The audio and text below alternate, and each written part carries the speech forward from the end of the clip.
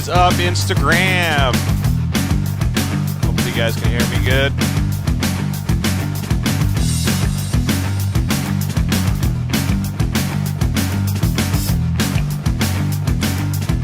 What is up, Instagram? We have a awesome Texplex Outlaw Series rounds 3 and 4 race recap for you today. Just letting the intro run over there on Facebook and YouTube. We got some awesome guests for you tonight. Let me let the intro kind of finish out real quick, and then we'll start talking about it. But yeah, the Outlaw. What's up, CT Race? From somewhere near a taco shop, welcome to the Dirt Life Show with your host, George Hamill.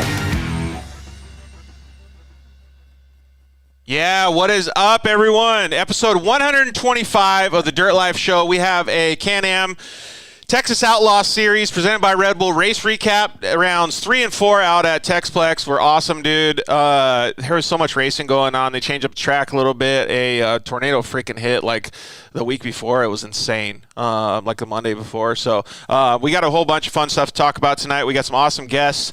Let's go over the guests real quick. We got Brian Atkinson. I call him our fearless leader from, what's up, Kyle, Vision Canopy, CT Raceworks.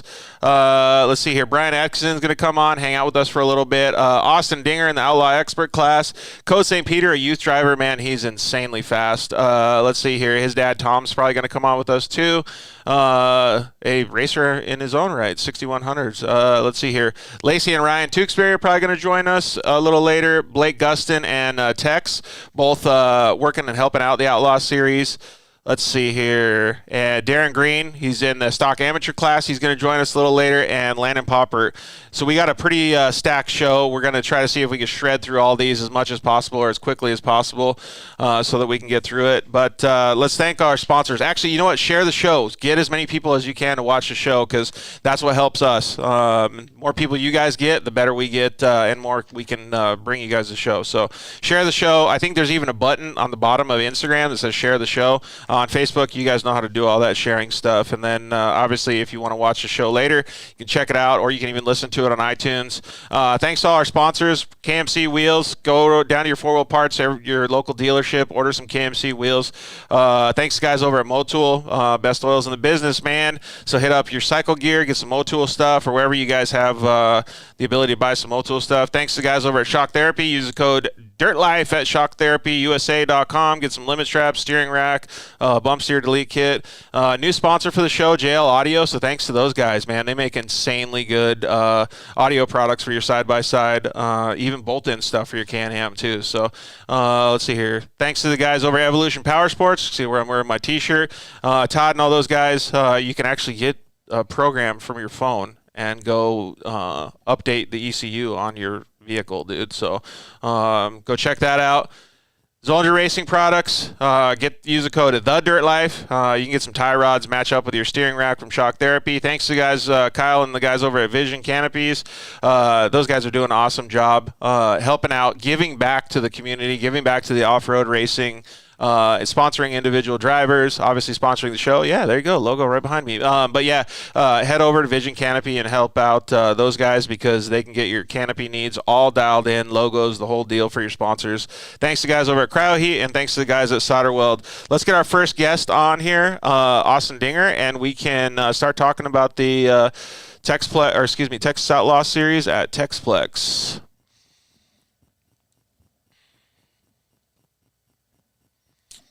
Let's see if we can get Austin on here real quick. There we go. Austin Dinger, what's up, buddy? How are you? I'm good, man. How are you? Doing awesome, man. Thank you very much for joining us tonight. You did fantastic out there this weekend at Texplex, didn't you? Yeah, it was a pretty good weekend. It was pretty hard fought. Sucks what happened to Donovan. We can get in that in a little bit, but glad he's going to be all right and make it back sooner than later, hopefully. Yeah, totally. So let's backtrack a little bit here. So you've been racing out at Texplex at the Texas Outlaw Series for a while. You got your car pretty dialed in, I've seen. But the class that you race, I think, is called the Outlaw Expert class? Yep, it's the Outlaw Expert class. So we're one step below the super cool guys, but we'll be with them one day. Yeah, totally. But, I mean, the lap times are still pretty close, man. So you guys race in a Can-Am X3, and that's what most of the guys do in the Outlaw class there. But, dude, That track is so crazy because like there's a bunch of stuff that I always think when I'm out there, like you're never really going straight. You always are loading the car like one way or the other, and there's always another corner that somebody can approach you, and there's a bunch of 180s where you can come in super hot on people, and your guys' class is like, I don't want to call it the bang and door class, but you guys get pretty aggressive, dude. Like pretty fucking aggressive, you know what I'm saying? Yeah, you can say that. This weekend was the first time we broke something off a car after one of the, I think it was Moto 1 on Sunday. We came back to the pit, and one of the tree kickers was dragging the ground, so luckily Cody Miller helped us build that back up real quick. But, yeah, we're definitely not shy on letting everybody know we're in here. So. But that's the way to learn, though, too, right? Like if you want to be in the pro class or the outlaw class, then you got to really get in there and make sure that you know how to control your vehicle, get inches, centimeters away from the other drivers. So it's pretty intense. Yeah, it definitely there's times – man, you go in some of those corners, you're like, I hope this car holds because we're going in so fast and so hot. You know, obviously we don't ever want to take anybody out, but sometimes we definitely tag a little bit harder than intended. Moto 2 on Saturday, man, me and Donovan were literally side by side for like half a lap, and we were both pushing our boundaries and where we should be driving at, and it was a blast. He ultimately ended up getting me in the very last corner, which has had my number all year long, but man, that class is super competitive. I mean, everybody's pretty evenly matched, and we're all running basically the same stuff. I mean, we've all got the same suspension, next level, Elka. I mean, the cars are all S3. They all have the S3 race chassis, but man, they're all so close, and so it's really fun to get out there and really test our skills. Yeah, totally. You guys have those things pretty dialed for out there. I mean, like if you actually come out to the West Coast Series, you're gonna have to have a whole different car, basically.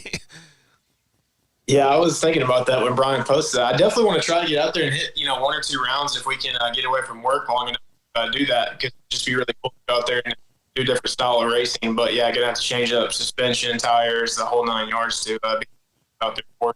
Yeah, it's pretty crazy, right? So, what was the reason that you decided to race out at Texplex in the first place? So, I grew up racing four-wheelers, right? So I was just kind of racing something. It was four-wheelers. That's actually how I met the Millers when I was a kid. I was racing four-wheelers, and then when they got into side-by-side racing, we was always watching them. And Hunter and Cody would always say, "Hey, man, come out and watch a race." And so we came out. It was the second to last round of that Outlaw Series last year. And watched one round, and the next round we had an X3 came out there and did the first race in the amateur class, and it was kind of snowballed from there. But it was man, it's a blast. I missed racing something and being back out there with a lot of the same guys we know, and dude, the whole racing community, man. There's nothing like it. I mean, everybody out there is trying to help everybody with everything. I mean, whatever you need, hey man, we'll help you out. And it's just really cool to be around a bunch of guys and girls like that. So. Yeah, like-minded people. I noticed that in Texas, like especially, like there's so much camaraderie. Like everybody is willing to help everybody else, and like you kind of just mentioned it, like all of you guys are basically running the same thing because everybody shares all the information to help each other get better. So like, I always say that the pro stock class is the driver's class, but almost all of the expert and pro classes are the driver's class. Yeah, for sure. I mean, like we really are. We're all running the same stuff. We all have our little fine-tuned things we'll do here that we feel may give us an edge over somebody else, but does it? I don't know. They're all so close. But yeah, I mean that's the cool part about the series we run, and Brian's done such a good job of keeping it almost family based, what it feels like. But yeah, I mean you break something, whoever's got the parts willing to lend a hand. I mean literally everybody out there is wanting to help everybody keep their car together, get out on the track and have a chance. Yeah, totally.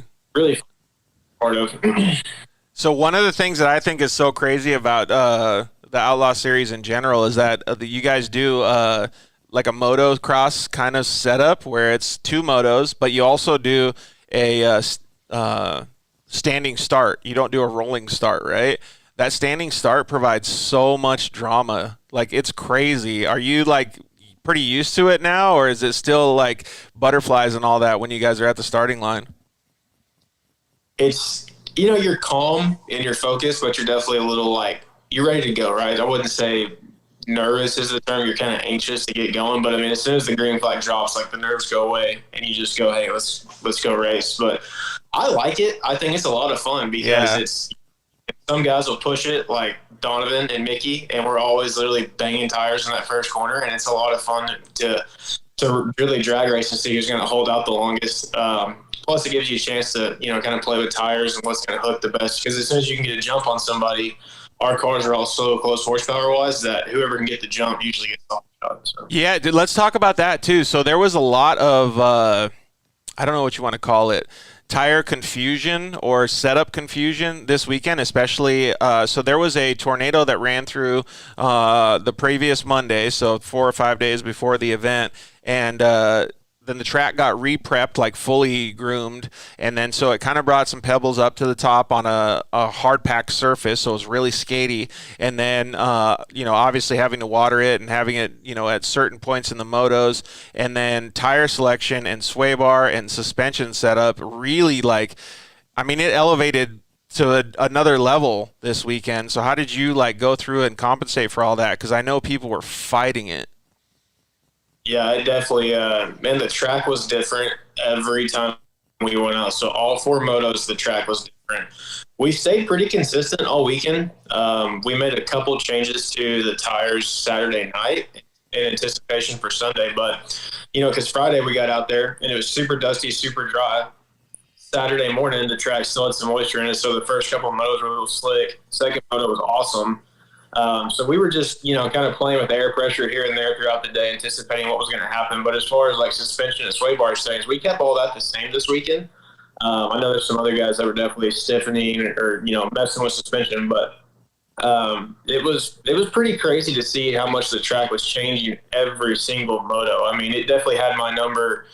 Moto 1 Sunday was not my day, so the track had me beat for that one, but we came back out. But it was pretty cool to see, though. But I like that, because it makes everybody drive. It's not the same thing. It's not repetitive. It's like every time we go out, what are you expecting? So there's definitely you can separate people in that aspect, which is what I really like. And I think that's cool that the track was doing that this weekend. Yeah, totally. And it forces you to be more of a, professional, right? Because you got to think on your feet. You got to really get your car set up. There's all kinds of crazy stuff that happens. So your buddy Cruz said that he wanted us to show this video. It looked like you guys got your recap already kind of done, so some people can check out your car. That's what your car looks like, and you guys getting kind of set up. Super cool that he was able to put that together so quickly for you guys. Yeah, he did a really good job with that, man. It's always cool to get to see. We've been doing a lot of stuff at the track with videos and off the track too. Getting to kind of see how we do it. But he did a phenomenal job with that, especially putting it together that fast. And it makes it more fun when you get to see stuff like that. It kind of gets you excited to go back out for the next round and go push it some more. So. Yeah, totally. So some of our well, actually, that's one of the things I was going to bring up, that shot that just happened there. But some of our audience can check out the track and kind of see how it is. Looks like super fun. But they had a new split lane in there with a little step-up double on the inside, and then you could go full gas around the outside. What line did you prefer? So I was always taking the inside line. I think I only ran the outside line one lap when we had some slower traffic in front of us we were trying to get around. But I prefer the inside just because you're able to protect it. It's fun jumping cars. Hopefully, I think there's some changes coming in the future on where we're going to be racing at, so it'll be fun to hopefully get to put some big jumps in there and really get to air these things out. But that was new, and then Brian's done a really good job too of changing the track up for every single round, because compared to last round, we took out back probably a quarter mile of the track and threw different jumps in there and just keep mixing it up, and which I think it's really making it fun for all the drivers and especially for racing, because it's something different every time. So I hope he gets to keep doing that, because it's been a really, really fun race this year so far. Yeah, totally. And your class is so competitive too. Is hardly anything differentiates it. So when you're out on the track and you're battling with, Donovan and those different dudes, what's the mentality to be able to get by and to pass? Because there's not very much room, and you really got to set it up 2 or 3 corners in advance. And you're homies with everybody, so is it shit, I'm gonna run it in? What's the move? Well, I think Donovan made that pretty clear that we're gonna start running in. Last round, he was on a mission, man, to get up front. Awesome drive. Dude, it was a lot of fun. Me and Mickey tagged once. Nobody's deliberately trying to take anybody out, but we're all at that point. We're like, no, we want to win. Yep. The second place is cool, but it's not that cool. So, Yeah, there's definitely some, I kind of watch videos of the pros. I love what Brian's doing with the live stream because I'll go back at night and kind of watch and I'll learn some new passing lines that I may not have seen before and kind of watch how they do it. And like, I never would have thought of that. And then try it the next day, something like that. Probably shouldn't be giving my secrets away. It is what it is. Well, I don't think you're the only one doing that, dude. We had like 20 people walk up to me and say they were doing the same thing. Well, dude, it's awesome to have that. For one, you can see how you're driving where you can make up time, like you said, like setting people up in corners. Like we're in our class, like I know where I'm faster at, and I know where Donovan, Mickey, whoever's in front of me is getting faster than me at. So my faster area is like, hey, I'm going to drive it super hard coming in there and see if I can get it done right there. And if not, then, play it safe, take my line until the next time we come around, try to make that move. So. Yeah, totally. I like the fact that you have two motos too, because then it gives you a little bit of redemption. You don't just get back in the Lucas Oil days, you get 10 minutes, 15 minutes on the track and you're done. Like, so the whole weekend you get maybe 18 to 20 minutes of driving time, but you guys get way more than that, man. You guys probably get close to an hour and a half worth of driving time. Yeah, for sure. And I was even going to petition Brian and see if we could get our class to run 5 laps, just like the pros do as well, just to get a little bit more out there. But, it's fun because, like, say you have a bad moto and you screwed up, you spun out, you totally have next round to go out there and get it, which I think brings a lot of people in because it's not just over in one race, right? You don't ruin your whole week necessarily in one race, but, it just gives people the chance to make changes, do that. To me, it makes it more competitive. Because like, hey, we were this close this time. Let's dial in, tweak a few things, and go back out and see if we can get it done. Which is, pretty sure everybody out there at our level and above does that. Even the guys running below us. I mean, you see people working on their car after every moto we do. We come back, we have our list, we run through. Hey, do this, do that. What do we want to change? What do we not want to change? And go from there. Yeah, totally. So what's like the move for you when you're out there? Are you thinking like, okay, if I do well this race, it'll elevate me for the next race, and then by the end of the series, I'm going to have a milestone or a goal of entering the Outlaw or the Pro class? I always joke about that. I say before we enter the Pro class, I would love to get a couple more pictures on the podium because that's a totally different animal running with those guys. It is no mercy at all. So, I just try and go out and drive a good race, right? Not push a bad position and take myself out of the race, but make sure, because you don't win the series in one weekend. So make sure that we're super consistent and keeping the car together and things like that. Just throughout the whole year it's kind of that's my goal, is just to drive as smart as possible. And obviously I want to be on the box every time in the top spot. But, if we don't get it done for that weekend, we still get points, then overall it's a win for us. So it's pretty crazy that side-by-side racing has gotten that far. Like, I feel like what you're saying is like Supercross level stuff, right? Like you're managing points and you're doing all this stuff. I think it's so cool. Like, just think about it, man. Like 5 years ago or something, that didn't even exist. Like, it's crazy to see how much competition is in these classes now. Dude, and the fact of how close all the cars are, because at some point there's only so much you can do to them at some point and still compete in the classes. But yeah, everybody's kind of got them strapped to the gills, getting everything we can out of them, and then it goes to the drivers from there. And doing, like you said, like it almost feels like sometimes you're a professional race team because of how much work. Like, before we go to the track, it's weeks, right, of thinking, hey, what needs to be done? Okay, we need to order the part. When we get back, it's all right, clean the car, take it apart, order what we need. If we don't know who we're going to call, this and that, and then try and get put back together for the next round. I mean, for a weekend warrior, it's a lot of work, but, it's fun. I tell you what, man, I remember when we had our professional Lucas program, like, dude, we were working, I don't know, 60, 80 hours a week at our job to make sure that we had enough money for it. And then we would have probably another 40 to 50 hours a week of actual prep time on the cars. And then we would go to the races and we would get, like I said, I like the two moto format because we would get roughly 25 minutes of driving time for the whole weekend with all of that effort. And it was just like, dude, it's so crazy. So that's why I'm such a big fan of the Texas Outlaw series. Yeah, no, it's awesome, dude. I feel that for sure. Like, we were talking earlier, so you're trying to run a business and, deal with all that, and then like, crap, I still got to go put a race car together. You get home and you're like, dude, I just want to eat some food and take a nap. Literally, like I walk in the door, my wife's like, don't talk to me. But it's so worth it out there. Just like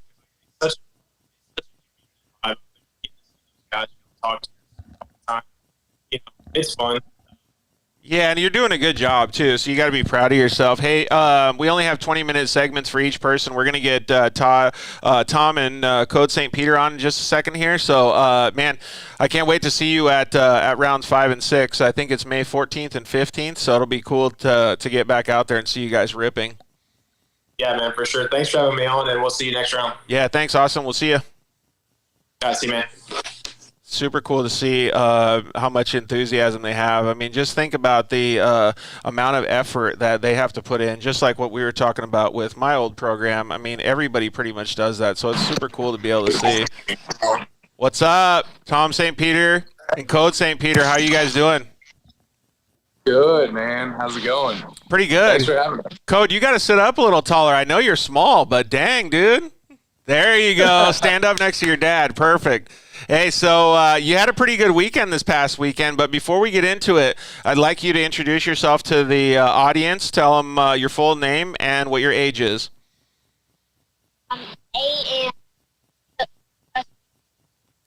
Looks like we got a little bit of a bad audio connection. Are you guys on Wi-Fi or are you guys on cell phone? We're on Wi-Fi. You got us better there? Yeah, let's just have Codes stand a little closer to the phone maybe. All right, Code, say it again.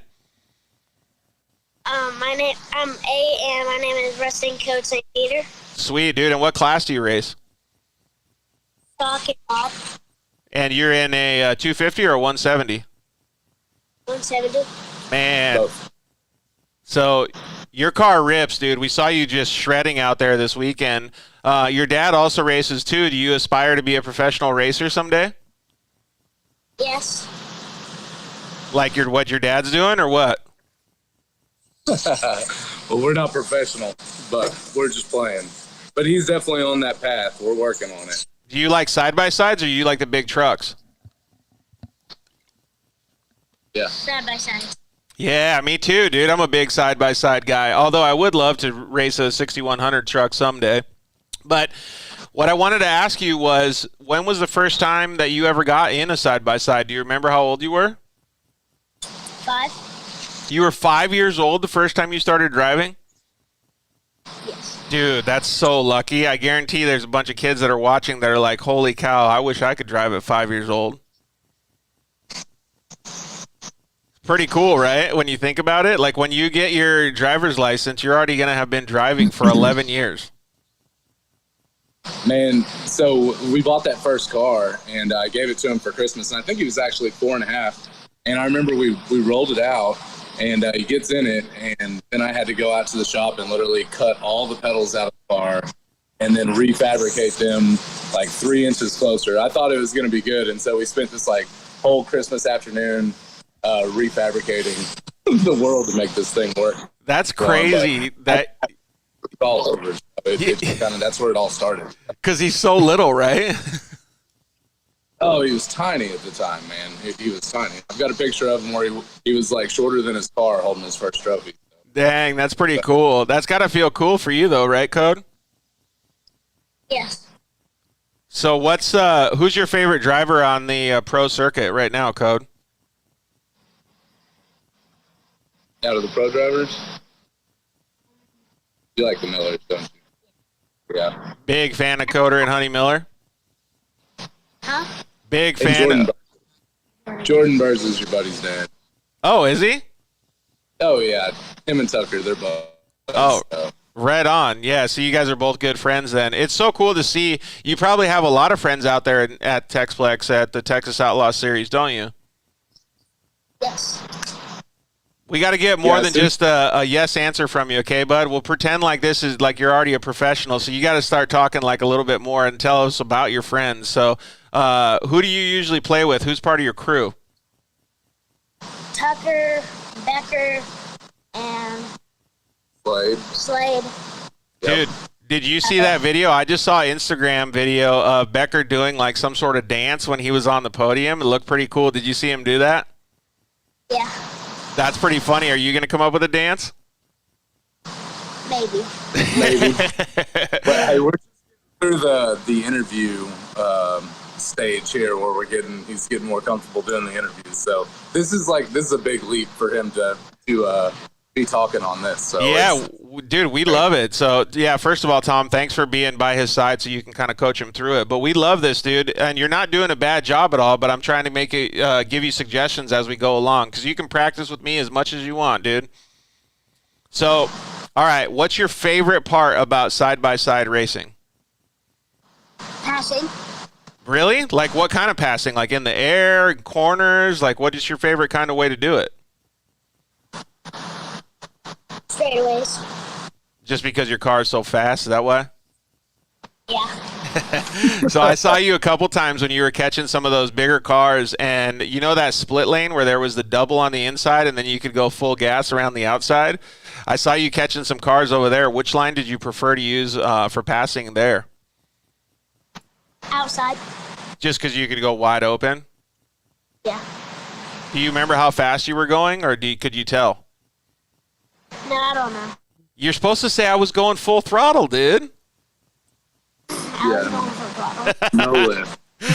Dude, that's one of the things that I've noticed about you, Code, and your dad can attest to this as well, is when we watch you drive, you're a lot more mature behind the steering wheel than you probably even know because you're moving your feet properly, you're controlling the rear end of the car, you're not doing a lot of steering input, and guys like your dad, guys like me, and probably the Miller brothers, they can see that when they watch you drive, dude. You should be very proud of yourself. Yeah. Did you learn a lot of that stuff from your dad, or how did you kind of just became natural? My dad. Yeah, it's cool that he can teach you that stuff. Says that. We, I get on the radio and I talk to him, and then afterwards I'll ask him, "Did you hear what I was saying?" And he's like, "I just heard bah, bah, bah, bah, bah." And so I think really he's been doing it so long that it's just a feel, and to be a good racer and talking about an 8-year-old here.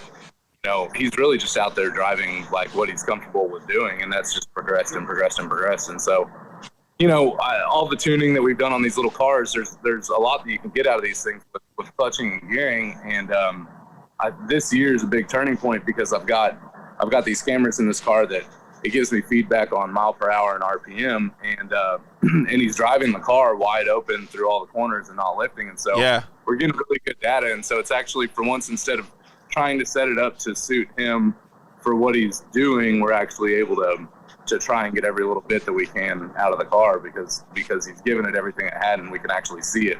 Yeah, totally. So for mom and dad, that's like, and a race team, that's insanely good data. But how does that translate to him? Like as a young driver, are you guys able to go over that data and give him some of the understanding of it so he can learn from it?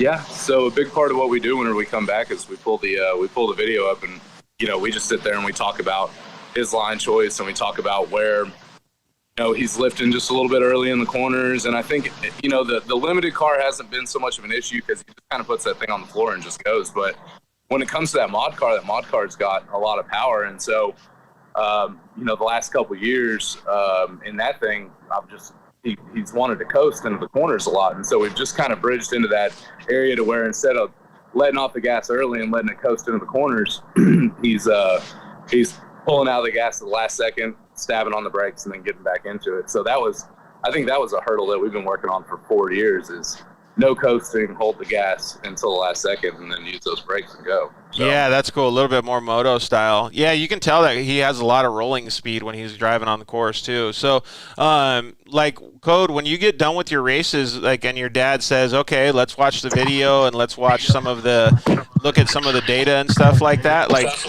how does that go with you? Like, what do you think?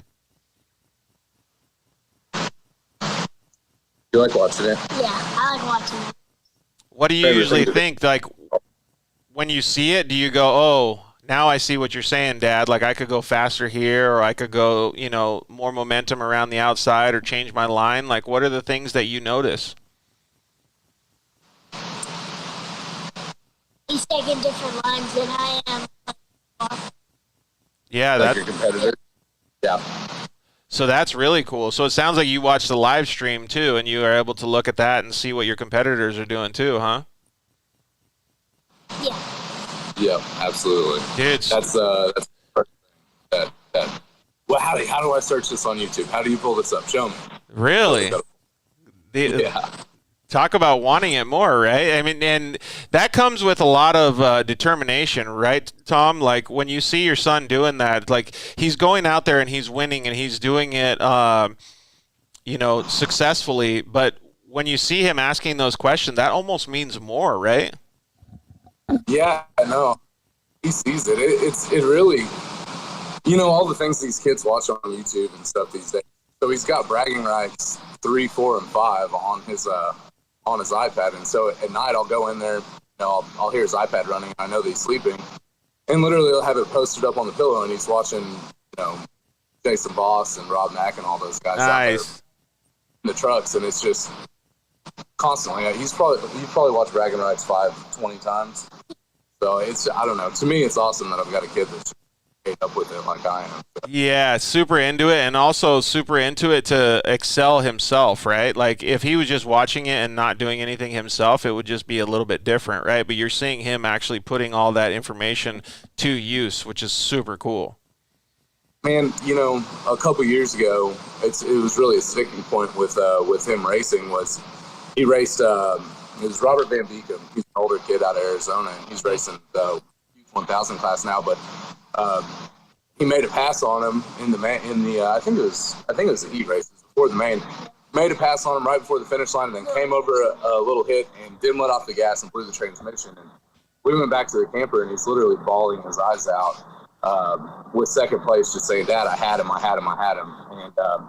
And so after that, you really realize that he wants to go out there and win, and it was that important to him to get that win. And after that, it wasn't. Second place, third place, it was never, I did good. It was, he hasn't been okay with that. So, yeah, totally. He's 10 wins in a row now to start the year off. So. Dang, dude, look at you. And Grayson Poppert said, yeah, you did a great job this weekend, too. So one of your homies, dude, chiming in. That's cool. You did do a great job this weekend. 1000 class. Yep. One of the things that I was going to say, because you just kind of touched on it too, is that one little gear in those transmissions on the 170, dude. Like I know CMI made another replacement gear for those things that's supposed to be really good, but I don't know what the next weak link is in the transmissions. But those 170s, that one gear, dude, will kill you. That deal that CMI did, it holds up. I think we've got 8 races on this transmission, and it's still running. But last year, we were eating them alive. So, we would literally change gears in the transmission every race. So, if we ran practice on the car, in the mod car, and then we ran a heat race, we would have to change the gears before a main. So, it was good for a heat in the main, but if we ran practice on it, the gears wouldn't last. But what CMI did with those transmissions, it's expensive, but it's worth it all day. It's bulletproof. Yeah, totally. Chuck's always doing a good job over there. Hey, so, excuse me. When you get to the track and you get to hang out with all your friends and stuff, Code, what do you guys usually do? You guys just focus on racing, or you guys ride pit bikes? What's the deal? We ride pit bikes. Where do you usually go? Pit bike tracks. Oh, that's pretty fun, huh? And then when you get home and you're with your dad, do you help him work on the car? Sometimes. What do you usually do? What does Dad make you do? Does he say, Code, you got to wash it? Code, you got to air up the tires? What's the usual thing that you have to do to help him? Take the body off. Take the body off and wash it. Is that pretty easy, or is that take a long time? Say that again? It's pretty easy. But it's fun to help your dad work on the cars, don't you think? Yeah. Yeah, I think it is too. That's got to be some really good father-son time too, right, Tom? Yeah, absolutely, man. I think the whole thing has become a big family deal. Whenever I go out to the desert, it's just me and the guys, and we're just on this mission for a week. It's hard to involve the family in that whenever we're having to drive 20 hours. And so this is a deal where, we take the camper and my wife and our daughter, we spend all week out there doing it. And honestly, sometimes I wonder if we came, I got to remind him that we're there to race, because as soon as we show up, he's on the pit bike and he's gone. And we're running everywhere, and it's 10 minutes before the next race, and we can't find him, and he's over somewhere on the pit bike. I think we ran 3 tanks of gas through the thing. That's pretty cool, but we got to think about it when we were 8, though, too. We would have probably been doing the same thing, right? Yeah, if we had those cool things when we were at it. Yeah, totally. We were actually talking about this the other day about like how cool it would have been to have side-by-sides and things like that at such a young age. Would have been pretty rad, man. But we had moto. Yeah, for sure. The old, twin shock outside the fenders, the old XR80s. Some Code will never know about. That's so cool that you're able to do so well, Code. We are all very proud of you. You're such a really mature driver for your young age. I know that might not mean a lot to you, but to your dad it means a lot. And for me, somebody like me that's already had a professional career, to see you doing this means that you have such a big future ahead of you, dude. So we're really proud of what you're doing. And we want to make sure that you give it your all every single time that you're out on the track. And I know that you already do. Yeah. Yeah. He's so humble, right? Oh man, we're just getting there. So super cool. Hey, Code. So you have 2.5 minutes left before we got to let you go. Do you want to take your dad's phone and walk around your car a little bit? Sure. So you can show everybody what your car is. I'd like to see what you look at when you're inside. So maybe show us the cockpit. So like where your helmet would be, so we can see. Can we flip it around? Let's see. How do we do this? Yeah. There you go. Here you go. So this. I don't know. Well, the body's not on it, so. That's okay. That's even better. So some of the kids that are watching can see this. So maybe show us your seat and your steering wheel so we can see it. And then we got. Yeah. Down there. Yes. Super cool area, right? Both of these cars were built by Car One, and he did a great job. So they're all carbon fiber skins on them. And, really just built as good as it gets in my opinion. So of course, the Car One just got dialed in. Brian over there at Car One does do a fantastic job getting those things ready. Do you think you guys are going to end up racing any of the West Coast stuff? I don't know. We may.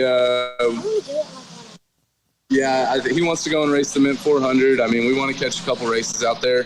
We went ahead and committed to the Mid America and Outlaw Series this year, and so it's a lot of racing. So he's facing 4 chips, and we got to get through those, and we'll find some time after that and see what's next. That is a lot of racing. Are you up for all that racing, Code? Yeah. Dang it, you want to do the Mint 400 too, huh? Yeah. I would love to see you do the Mint 400. Have you seen some of the other younger guys like in your class do the Mint 400? Have you looked at them on YouTube too? Saw Tanner Thompson did it.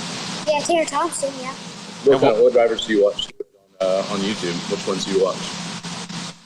That is Tanner Thompson, Tucker Burza. That's about it. Yeah. Those are the guys. So the Car One guy said, "Come on, it's only 24 hours of a drive, Tom." We'll do it. I've done it a bunch, so. Yep. He'll be up for it soon. That's cool, man. Well, Code, I really appreciate you taking the time out of your busy schedule to come hang out with us, dude. It was really cool to talk with you today. Yeah. Say thanks, man. Thank you. Yeah, thanks, Tom. Hey, thanks for having us, man. Yeah, no problem. See you next time. Yeah, for sure. Thank you very much, Tom. Like I said to him, I meant that for you, but wanted to see what he thought. I thought I could get a little rise out of him, but thank you very much, both of you guys, for taking the time, dude. You guys are awesome. Thanks, dude. Code Have a good one. Code did a great job, too. Thanks, Tom. Thanks, guys. Bye. We'll see you later. All right, man. It's so cool talking to the kids. I give them a lot of crap, and they're really cool to talk with. Sometimes we get just short answers from them, but they're learning. Like, he's 8 years old, and he just did a 20-minute interview with help from his dad, but you got to really commend him for doing that. Super, super cool. It didn't look like he was too nervous, just looked like he was a little bit shy, you know what I mean? So we're going to get Lacey and Ryan Tewksbury on here in just a second. So we'll have them log on, and then we'll start talking to them about how their weekend was. Super cool to see the family atmosphere with both of them, both going to the track and racing their Can-Am X3s. I really enjoy the kids, man. I think it's so cool that they're out there doing such awesome stuff, man. Like the fact that Code can drive that well. I mean, you guys got to go check out the live feed, the replay on Facebook or YouTube and check it out because, man, the kid can drive so well. All right, let's see if we can get Lacey Tewksbury on here and see if Ryan's going to join her. There we go. Lacey Tewksbury, what's up? How are you?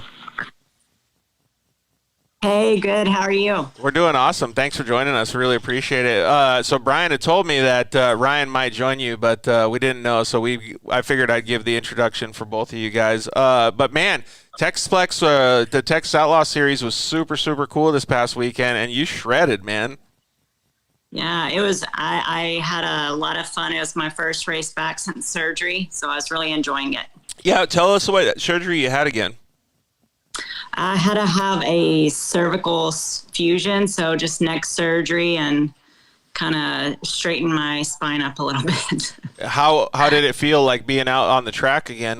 Was it painful? Was it like liberating? It was awesome. I felt great. I had a great surgeon, so I mean, he did some fantastic work. So if I ever need him again, hopefully not, I'll definitely choose him. We're going to cross your fingers that you won't ever need him again. But Sure. Knowing that, because like those are pretty intense surgeries, right? Like those are, I mean, you got to be worried about it when you're going in there, right? And then to be able to come out of it and still get back in the race car, you got to feel pretty good after that. Oh, I'm so happy. And so what was it like being able to go out there like the first time? Because you got to like get out there and practice and you're like, all right, I'm going to take it easy, see how I feel, and then work my way up through the weekend? Yeah, so Friday I went out there just to learn the new track. I did 3 laps. The dust was pretty bad just because the wind and the sun was starting to come out. And so I did 3 laps learning the track. Saturday, I did take it easy Saturday. Rachel and I definitely battled, but Sunday I was out to get her. And we definitely were on each other's bumpers. Yeah, you guys were like seriously glued together the whole weekend, it seemed like. We were. We were. I enjoy that. She's one of my good friends, but it's fun. It's fun going against her. Yeah, it's kind of cool because you can get back like off the track, take off your helmet, and just be buddies again, right? Yep, for sure. What's your favorite part about going out to the races? I just enjoy, really, I mean, we have such great friends out there in the race family. They're so helpful with each other. I mean, whether they need something from us, another racer, vice versa, everybody's willing to lend a hand. It wasn't the food? I don't eat much on race day. I don't know. I don't know what it is, but once racing's over, I start eating. But no. I thought all the guys were cooking for the team and everybody.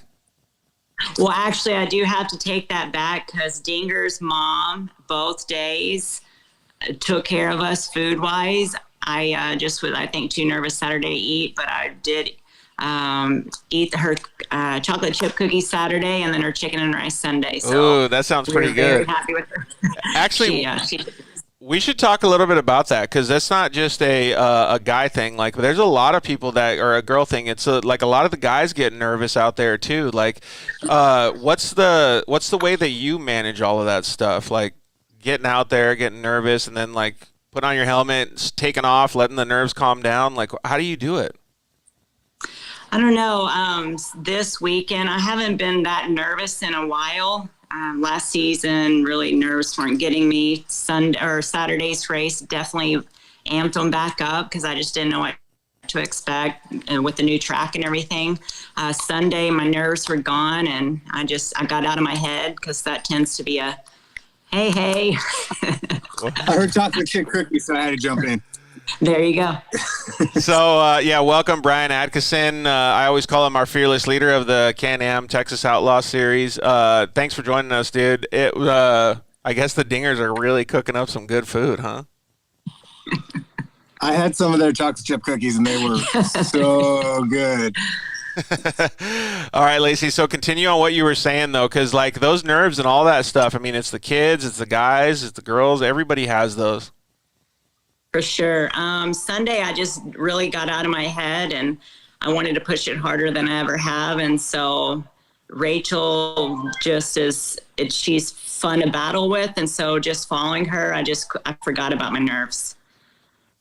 So does that really mean that your confidence is building up? Because I know that that's a lot of things that, like, especially the younger drivers, right? Like, once they start seeing that they can do it, and then they start feeling that they can do it, and then they start doing it, then it's like all of a sudden opens up a whole new world for them. Definitely, I would agree with that because I've always had my challenges on the track when it comes to turns. I pushed it further than I ever have this past weekend on the turns, and I got out of my element, and just it was awesome. Yeah, so Brian built a great track. Yeah, totally. So I was going to ask Brian about that, but we saw a lot of improvement, Brian, with her from her first moto the first day on Saturday until the last moto on Sunday. There was a massive, massive improvement. But to talk about the track, there's like pretty much all corners, right? There's always something that you're leaning on, right? You always have the car upset. It's a really, really cool track. So what she's talking about, you gave her all she had to work for. Yeah, it was interesting how that track developed over the weekend because, I mean, I saw passes happen that I didn't know were going to happen in certain areas, you know what I mean? It was constantly changing. I was watching Lacey and Rachel go at it, and I wasn't too sure if she was just being careful because of the way that the track was at certain times or what. But then last night at dinner, she told me that she was she didn't like turns. So what a way to throw yourself in the fire, Lacey. Yeah. I know. Thanks, Brian. I remember that. That's hilarious. What was your favorite part about the track? I know a lot of people like that new split lane, and some of the people like still just the standard Daytona turn or Talladega turn. I forgot what you guys call it.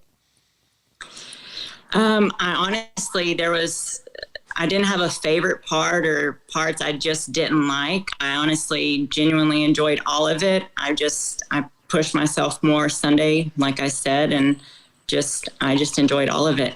Yeah, you really did push yourself a lot more on Sunday. So what was some of the things that helped you push more? Was it the comfort knowing that your neck and your back was solid, or was it just like, hey, you know what, I'm getting back into it, feeling the flow?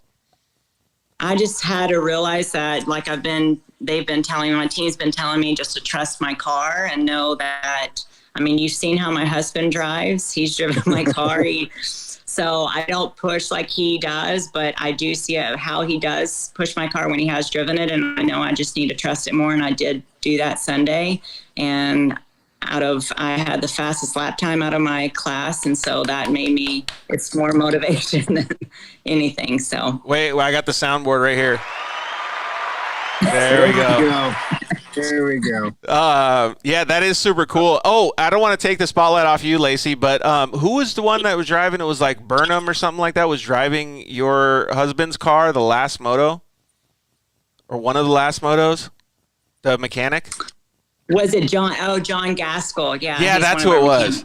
Dude, he was getting wild. Like, holy! We told him to chill, but he was in it. Did you guys have a radio in there and tell him to hang back a little bit, or were you just telling him to go full gas? Well, it was kind of both. Ryan's always like, push it. The car can be fixed or rebuilt. But yeah, he was definitely a wild child, but he was having so much fun. Dude, he was on fire. We couldn't. Okay, so talking about pushing your car, now Ryan knows how far he can push his car too. Correct. He was definitely, his tail end was definitely going all over the place. Yeah, that was super cool. So seeing both of those cars getting better and better, like what were some of the adjustments that you guys made to your car throughout the weekend, or were you guys pretty mellow on car changes? We did make tire pressure adjustments from Saturday to Sunday. That seemed to help definitely with just how the track changed a little bit in regards to the wind and everything. We were out there just testing our suspension just to see how it was going to handle because there were some changes made for that prior to us coming back to Texplex. And with Ryan's car, they literally had it finished. They built it like 4 days prior to the weekend. So we're making sure it was good to go, which it was. Yeah, it's pretty crazy, man. Like, I'm glad that you guys are able to all share that same information. Like Austin Dinger was saying earlier, that a lot of those cars are the same because everybody is so open and willing to share that information. And it sounds like you guys are too with everybody. For sure. Austin was at our shop, him and his dad, working on their car. We had one of the cars at our shop that rolled over, not because of us, but we did some adjustments to their car the day before. I think it was Thursday. And then we've had just different cars, helping. We just help each other. So. Hey, so did you race a different car before the current one that you have? Like, because first of all, I love your livery with the pink and the white. Like, that's what, like, we already talked about this at the track, but like, Yeah. that's my jam. So did you have another car before this Can-Am X3? So this last season was the same car. They were in the process of building me a new one. You just couldn't get your hands on everything we needed. So they brought that same X3 back, just kind of toughened it up a little bit. Last season was the same car, just a different wrap. My first season I raced was a Turbo S, which is definitely a big change from what I'm in now, which I love what I'm in now. Yeah, it seems like it's a really nice car. Like, it seemed like it was stuck to the track pretty good. I mean, there was a couple times we saw you get pretty loose, but I think those were just mistakes that you made. It looked like the car was really sticking good. Oh, yeah, it was great. What's your favorite part of the track? See, I've always been into jumps. I love them. I really enjoy them. The bowls are not bad either, but I really did enjoy the turns this time because I just trusted myself in the car again. Yeah, that's super cool. So, yeah, the jumps, like, there's quite a few jumps already out there on course, right? So, Yeah. Two of the jumps that I thought were super cool was that new inside line in the split lane, so you could double over that little jump on the split lane. Were you able to go over that? I took that once. I mainly took the outside every time. I did try that inside just to try to get around Rachel, of course. Yep. I just seem to have better luck with the outside. It's just a smoother line right there and transition. And they were pretty even, too, like going over, and then you would catch up, and then you could have a really super good approach on that next corner. There was a lot of actual setup moves that came before you go in there. It was super cool to see. Yeah. And then I was watching different people take them. Yeah. There you go, right there. So watching people, were you watching the live feed to be able to see and then kind of like gauge what you could do the next day? Yeah, for sure I did. And I even after the fact, I would go back and watch footage of how people were taking everything and jumping and which lane they took and how they were taking turns and trying to make the passes and just try to help myself on the next rounds. So one of the things I was going to say is, Brian, we have to put a tire or something on that like back straightaway, like 3 turns before the Daytona turn, because those dudes were cutting that jump and just flying completely sideways through the straightaway and landing on that next straightaway. I know what you're talking about. It was wild. So the reason I'm bringing it up is not to tattletale on anybody. It was because I was going to ask Lacey, did you ever get to like have that opportunity to take that line? Because it looked like it would torque your neck so hard, and I didn't want that for you. Well, I was in first on the main on Sunday because I could hear Rachel behind me. Yeah. And I must have taken a jump a little too hard because I came over and didn't set myself up previously, and I went over the berm, and she thought I was going to go over. Oh. And it was pretty gnarly, but it was fun, and I felt great, and she went around me, but we still stayed on each other. What portion of the track was that? I believe there's like those, if I'm recalling correctly, maybe like 2 jumps, one kind of right after another. The second jump makes that right turn, then a hard left, hairpin to the left. Yeah. And I came over that second one. I think that was the same spot that Donovan Willis got in that altercation with the other driver too. But yeah, I think so. That corner is wild because of the fact that you have to you have so much speed and you have to slow down so quickly there, or hit the berm like what ended up happening to you. But man, that track made for such good racing between all of you guys. for sure. All right. Well, what was your favorite part of the weekend? Honestly, just getting back out there and seeing everybody again and just testing my surgery, I guess, and seeing what I could do. And then just getting back into it, just starting the season. Yeah, you got to feel pretty proud. Like, I always take a lot of emotion away from statements like that, because I know how good it would have felt for you, because I've been through a lot of stuff in my life too. Like, when you're going home and you're on the way home and you're talking with your husband and the team and everybody, and you're saying, you know what? I just did all that stuff. Like, I feel a lot better. Like, I'm accomplished. I did well in the racing stuff. But then all of a sudden your brain kicks in. And it's like, all right, we got next race coming up. So did you start thinking about it? I did. I'm still going back and watching the footage just to see what I could do better, and how still, again, people take everything, take the lines and take the corners. And so we'll just see how much the track changes between now and next round, and then just get ready for it. Brian, do you know that she said, like, she studied, like, she just keeps studying. This girl likes to study to get better. I think that live stream is such a game changer this year. It really is. I love it. It's amazing. These guys are doing such good work. Yeah, so the 7FEV guys are actually chiming in right now. So, yeah, best looking car on the track. My wife always comments on it. Thank you. And you might know him, Ryan. He said Lacey's the champ. It's my husband. He's not in the house. He's away right now. He's on our property. No worries. It was cool to see you guys out at the track, and I really appreciate you being humble. And I didn't know that you were actually testing out your neck surgery. So for me, it's new to find that out. It's really cool to understand that you were pushing through all that stuff. I wish you had told me so I could have mentioned it on the live feed, but that's super awesome that you're able to tell me now. You got to feel pretty. Go ahead, repeat that. I had a phone call. I had to reject them. Don't they know you're busy? I know. Hello. So I was saying, like, I wish you had told me that, because this is the first time that I knew that you were nursing the injury or whatever. I wish you had told me so I could have mentioned it on the live feed. But I'm really proud of you, and I understand that you know how much it takes to be able to do that. So I know that you're super stoked to be able to go in the next round with a little bit more confidence in your body. For sure. I agree with that. And I know. I mean, I'll be more confident going in next round, knowing with the way it held up this last round. Do you have any other like things that you're going to change when you go to next round? I don't think so. I got so focused on the track that I was hearing my team talk to me. I just kind of, I think, tuned people out. And so I'm going to try to do better at listening to them. I'm not great at responding.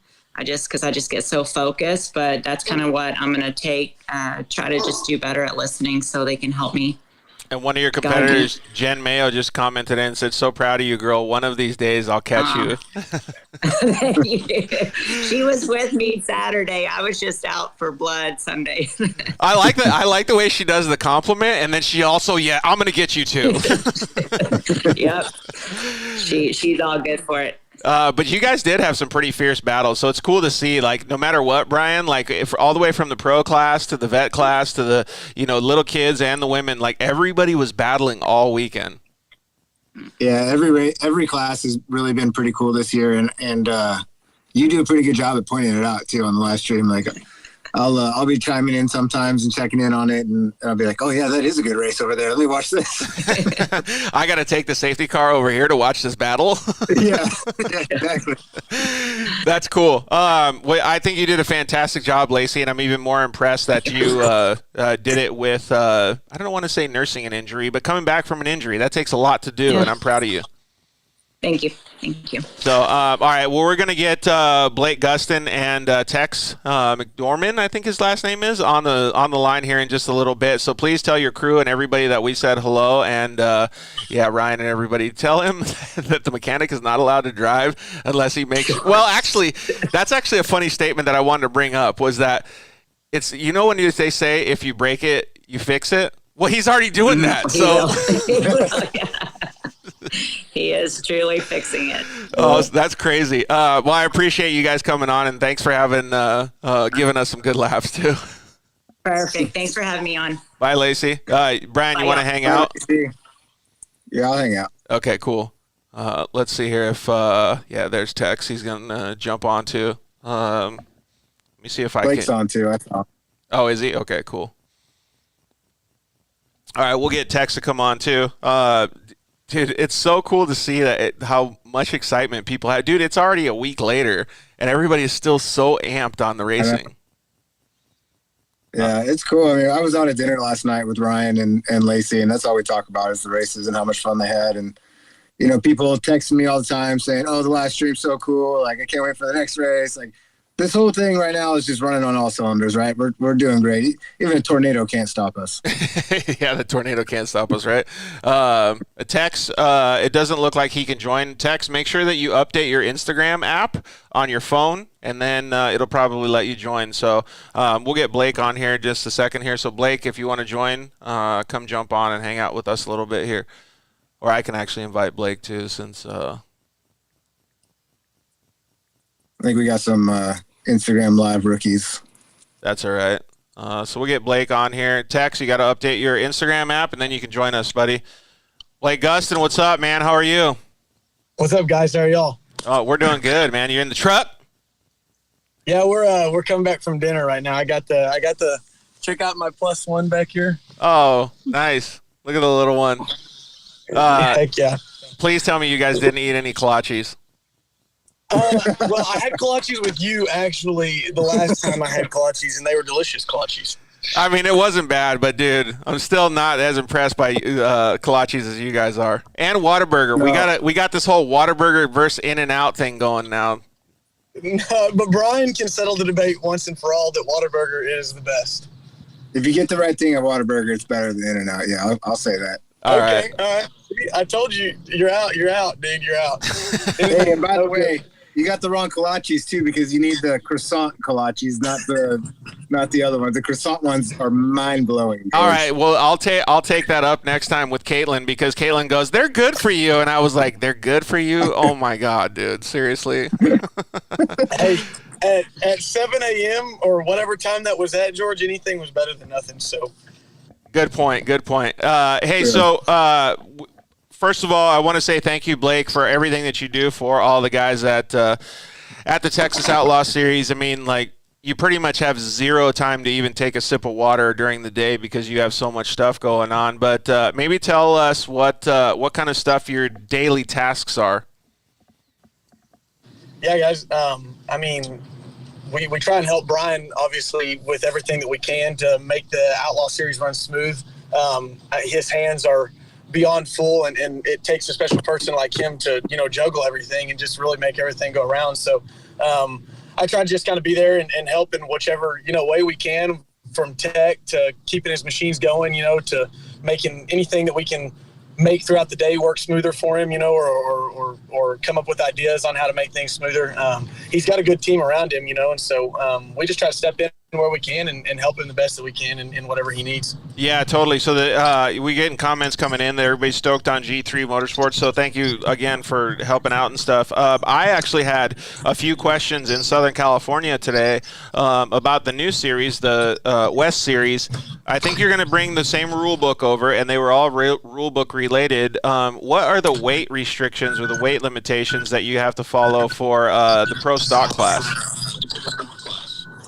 So I think Brian and I actually had talked about that, and Brian can help in this aspect. I don't know if it's actually been set in stone yet, but I think what we were talking about, instead of just having an across-the-board weight like we do here in Texas, where it's 1650 for the NAs, I think he was wanting to per manufacturer weight rule. Is that right, Brian? Is that still what we're kind of talking about doing? Yeah, so we got I got to bust out the calculator. We're trying to do the power to weight ratio and figure out what a good weight per manufacturer would be. I know the Champ's already done it, so I'm taking a play out of their book, but I want to figure it out for myself as well. Okay, cool. So that'll help a lot of people that are going to do the West Coast series too. So, and I think that'll be pretty cool. Blake, you forgot the kid in the car? No. My fiance is in the car. She was like, you just go. So yeah, no, we're all good. Oh, I forgot the kid. I'm trying to cut weight out of my car, so I'm going to leave the kid in the car. Oh, that's hilarious. No. But not only Brian, go ahead. Please, you go ahead. We had talked about it, quite a bit, and here and there. I know there's a lot of speculations in between, this car has a bigger advantage because it's either a single seat or because it has more horsepower or whatever. So I think it's something that Brian and I definitely want to get right and want to make it to where everyone is competitive, without obviously having to build an entire chassis or whatever. We want to invite all people, whether you're pros, amateurs, expert level. We want you to be competitive in any aspect. So we want to get it right the first time on the West Coast and make sure that everybody has fun and feels like they're competitive, Yeah, I agree 100%. You guys are already doing a great job. I mean, the battling, it speaks for itself, right? The cars are so close already. So I assume that it'll be pretty easy for you guys to handle all that stuff. So it's been a pretty big difference this year since we've done the weight rule. The racing's been so much better on the NA side of things.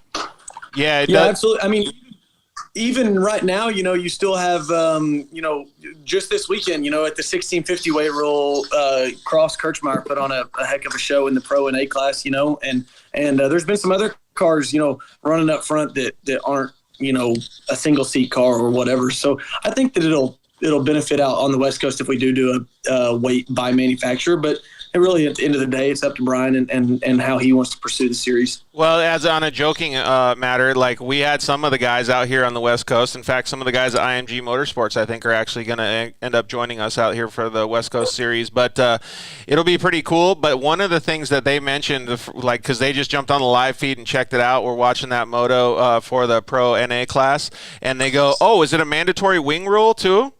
So because they saw Cross's wing on the back of his Honda, I thought that was hilarious, man. So maybe we should make that mandatory. Yeah, I don't know about all that. But it was cool to see, man. Everybody has their own style, right? Yeah. But, hey, you know who else? Brought a wing though? Brian didn't last year. Ronnie Anderson had a wing on his car. I think he did try to pull it. Yeah, he did. Yeah.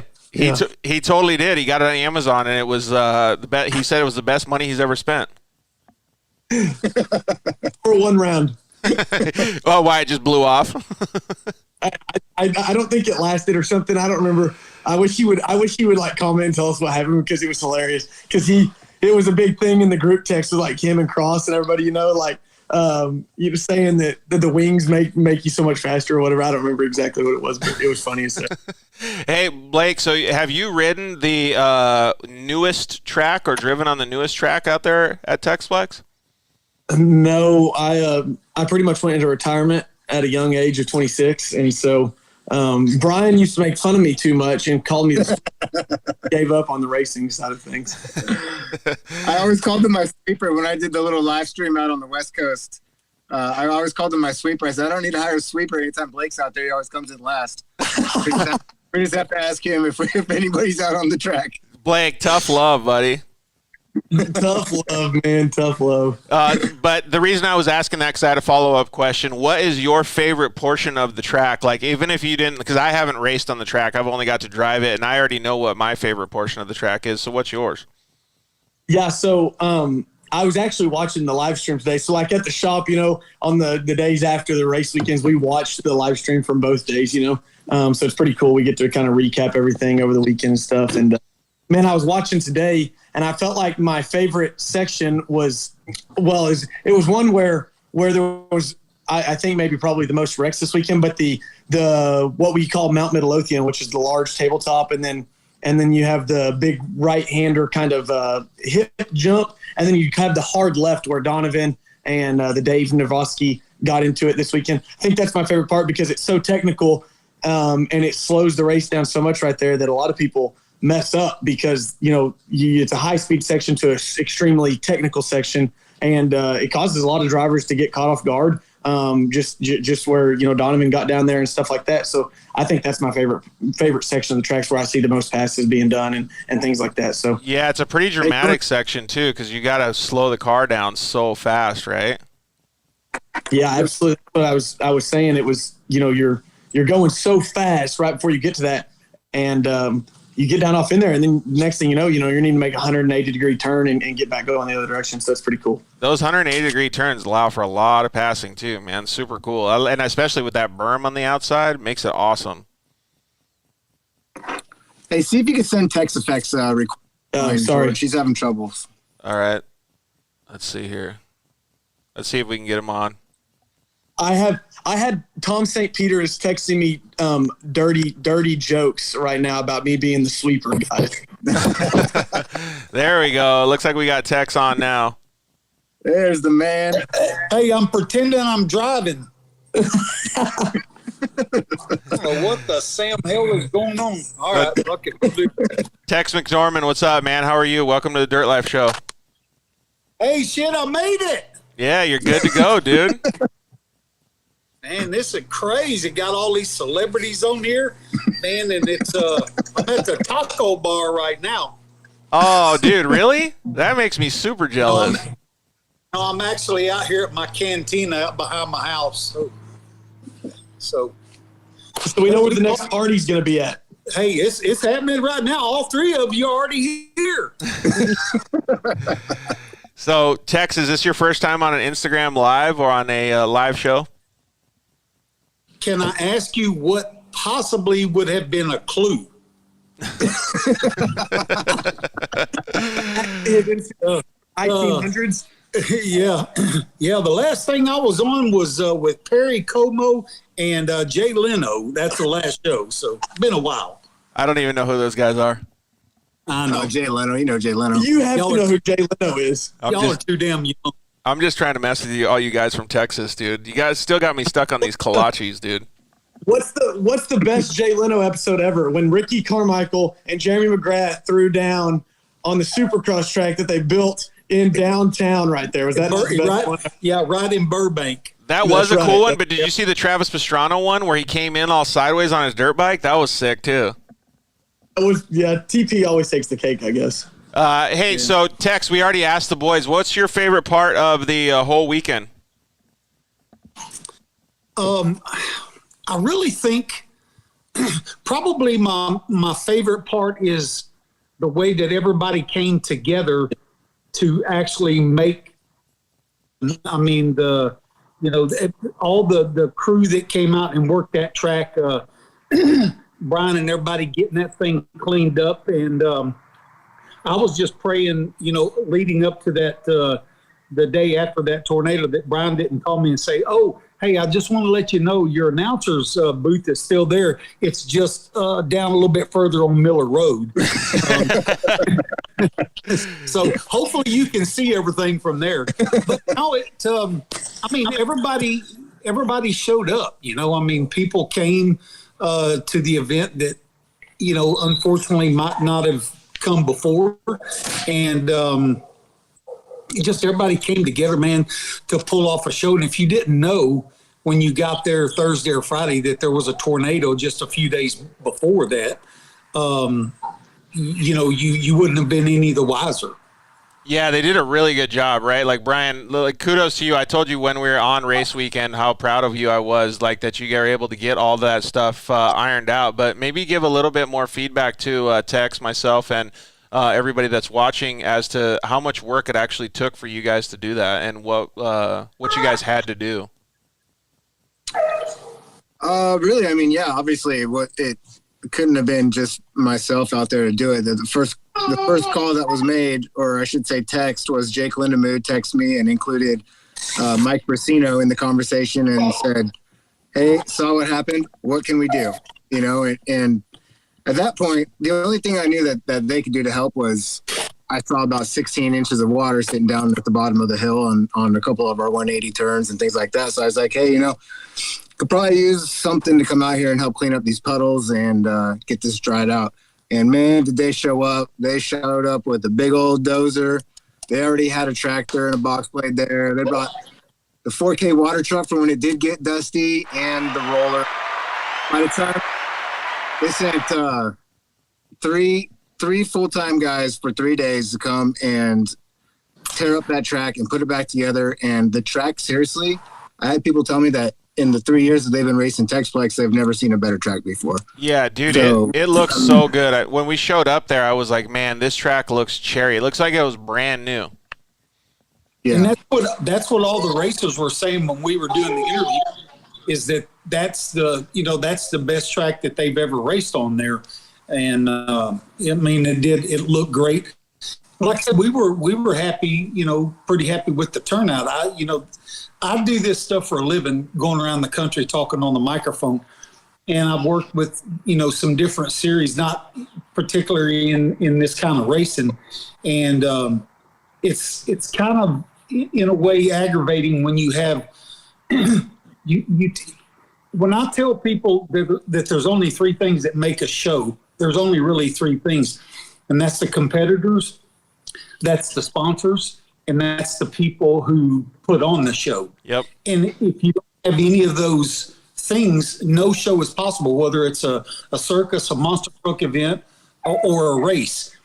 The people that run this event, and I don't say it because Brian is on here, him and I have had this conversation several times, this is like the best organized series and stuff that I've been a part of in 17 years of doing live event announcing. And, the people are there to answer questions. They pay their bills. The racers are happy. We've got all of the components there for this great series that, you would think you'd have 500 or 600 competitors come to. And for some reason, they're just, do they want all the frills? Do they want the swimming pools and the circus slides and the, bungee jumping in the evening? I mean, is that what everybody wants, or do you come to race? And I guess that's the $1 million question, is finding out what people want and why, we don't get these crazy turnouts. I agree 100%. Like when I go to the races, I'm there to race and also take the free kolaches. I'm there for the free kolaches, George. I'm with you on that one. Well, unfortunately, the announcer doesn't get any of the kolaches, none of them damn chocolate chip cookies or the dinner. Dude, we got to get you on the program, man.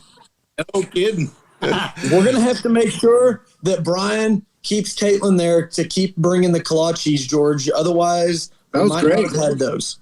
They weren't bad, but I would have liked to. So I learned from Dustin Jones that you are supposed to the hot dog on a stick. First of all, I've never seen one because I had to give mine up. But anyways, I heard Dustin Jones say you could dip the kolaches. Why don't we have dip next time, man? Let's upgrade.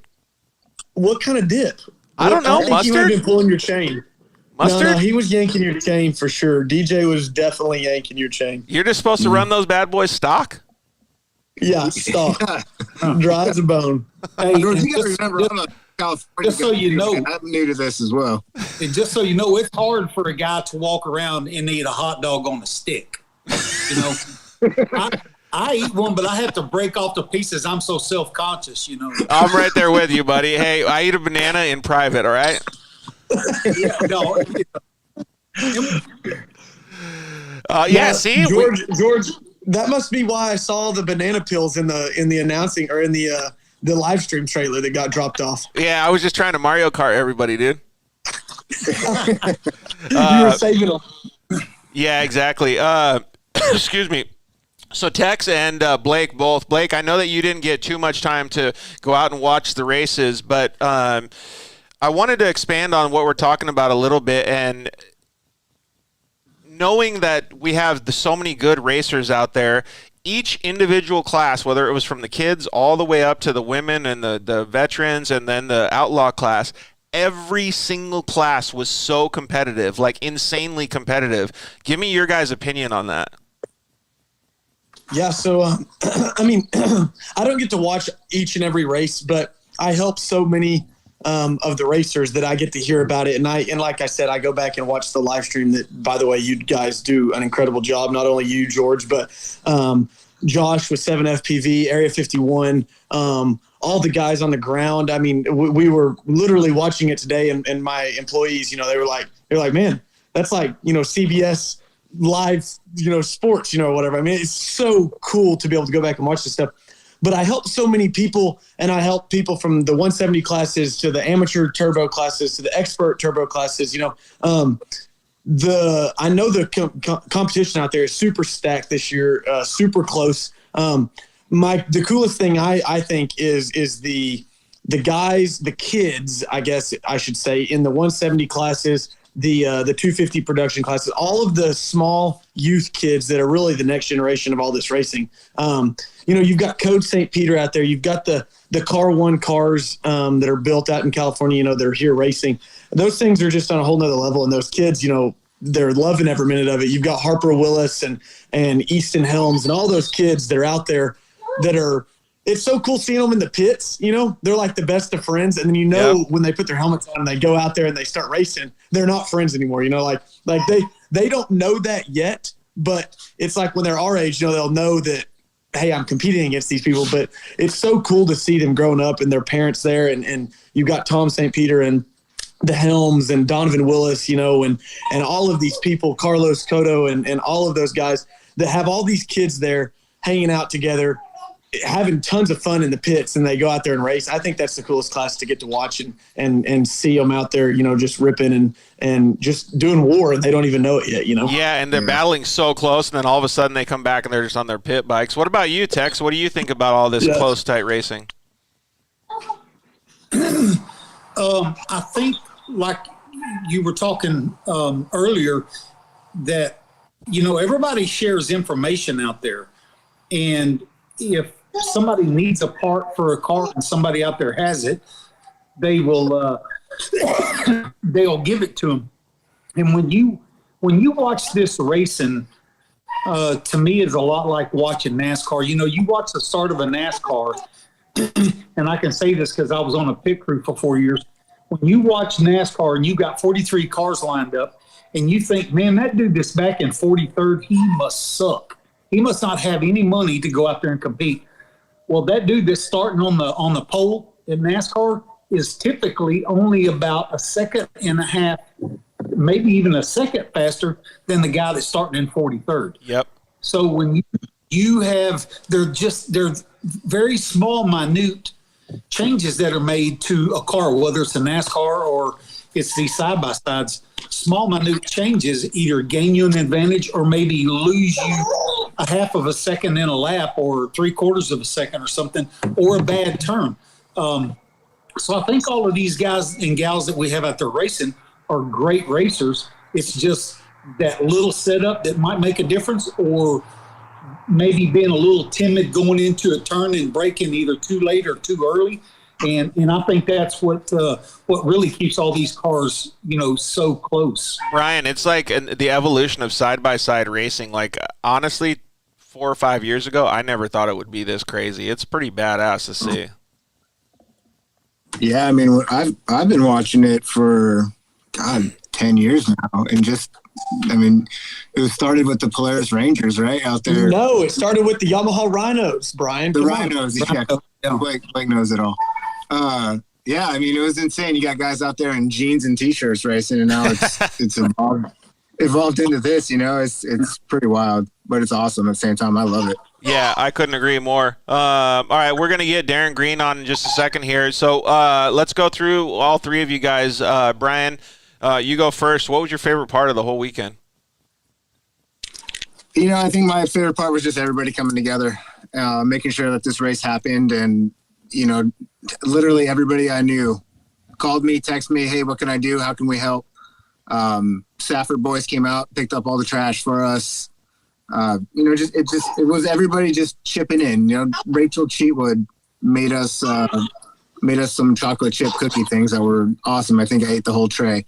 You know, just things like that. People just chipping in and doing whatever they can. And some people donated so we can get a new trailer, things like that. And it just really made me feel special, really made me realize that what we have going is truly something special. And, you know, I'm just blessed to have everybody in my life doing this right now. And this will always be going on out here in Texas, no matter what happens. Yeah, it's super cool to see. And so, Tex, we're not going to ask you what your worst part about it is, because we already know it was not getting any chocolate chip cookies. So what was your favorite part, buddy? So I have three. And one is going to be short because it's reiterating what I said earlier about everybody coming together, and it's what Brian just said. The second thing is the evolution of the interviews. The kids out there, I try to go into the pits and visit with the kids to get them more comfortable with me. Like Coach St. Peter, I got him to open up the other day, where he's normally really reserved and really shy, and doesn't say a tremendous amount. So him and his dad and I talked, and we just decided to try to visit with him more so he gets a little bit more comfortable around. And he opened up with the interview and was was really good about it. And so it's all of the kids, seeing them develop like that. And the third thing is, like I said in the driver's interview or the driver's meeting, a lot of people know me as an announcer, but I'm also a custom helmet painter. And I only paint 13 helmets a year. Most of them go to all forms of professional racing, from NASCAR on to anything you can think of. But I've really limited the number of helmets that I'm doing. And I decided to do one more helmet this year. And we're selling raffle tickets for it. We're only going to sell 200 of them at $20 a piece. And then somebody is going to win a custom painted helmet. They provide the helmet, but I'm going to do the paint job. The point that I'm getting to is that I probably had no less than 30 people come up to me during the event and say, hey, I'm going to buy $100 worth of tickets, or I'm going to buy $50 worth of tickets, or whatever it is. I mean, just by listening to the people there, I think we damn near could have sold 200 of them just this weekend.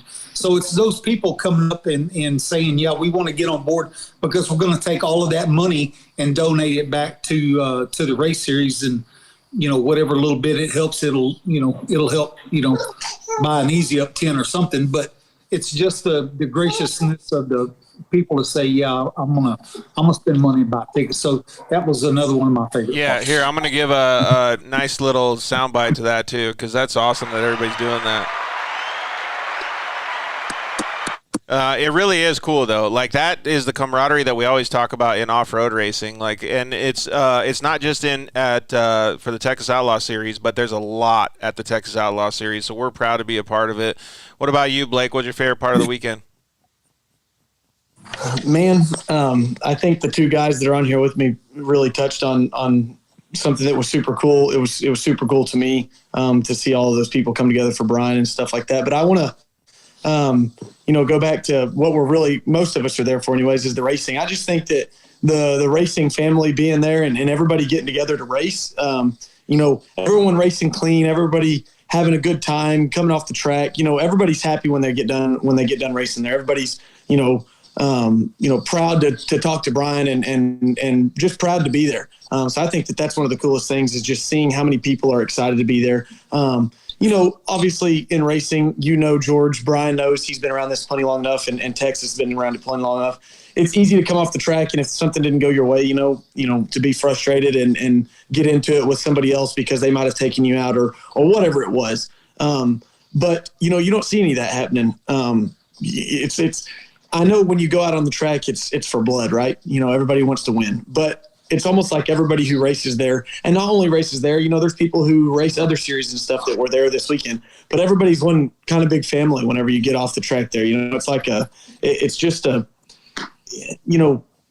cool feeling. Everybody knows everybody there. All the racers know everybody. Everyone welcomes anybody from, wherever they might be coming from. You've got the whole group from California, Chase Carr and all those kids, they're all one of us now, we're all one of them, whatever it is.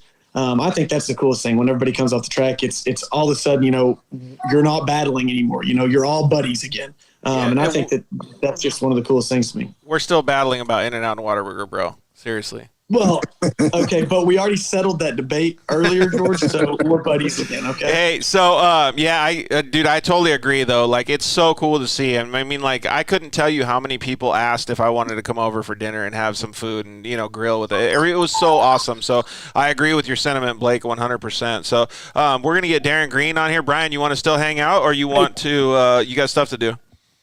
No, I'll hang out for a little bit. I know that Ryan Tewksbury's been texting me, wants to get back in on this too. I guess he was trying to, it was declined. I want to bring up something real quick on this Whataburger In-N-Out debate. By nature of the name, somebody looked at that burger and they go, "What a burger!" And then somebody goes, "Damn, that's a really good name." Then the guy ate the burger from In-N-Out, and as soon as he was gone, he went to the bathroom. And he goes, great name for that place, In and Out. Whataburger. Dude, I'm Brian. Two guys from California battling the two Texas guys, and with all these other people, I don't think we're gonna win tonight, dude. Honestly, if you just go look at the line for each store, because there's an In-N-Out right by us, there's a Whataburger right by us. Whataburger line is bigger. Really? Dang. All right. Well, I'm going to have to acquiesce on this one. I'm going to try Whataburger next time. Thank you guys very much. Really appreciate you both. Thanks, Tex, for joining us, hanging out for a little bit. And Blake, always good to see you at the races, and keep up the good work, man. Yeah, thanks, brother. All right. Keep up the good work too, George. Thanks, Tex. I appreciate it, buddy. All right, brother. Later, y'all. All right, so let's see if we can get Darren on here real quick. Send Tukes an invite too, will you? Yeah. Let's see here.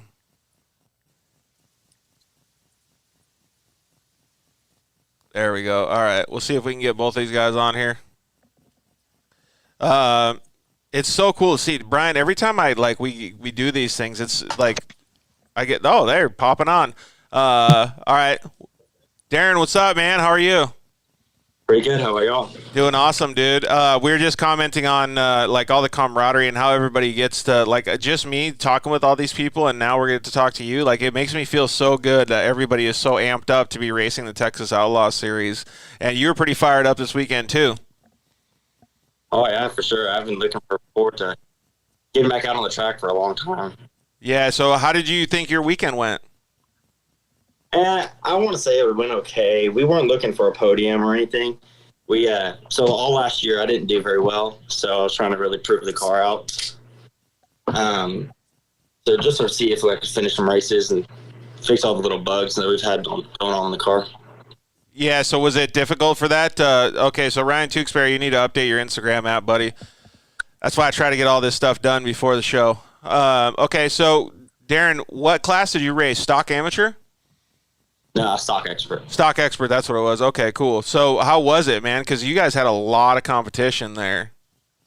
Oh, yeah. I mean, that class is absolutely stacked. You got the Safford twins, and then dudes are just ridiculous fast. And then, Cruz Bouchard. Dude, when he gets the whole shot, you might as well just give up. He's gone.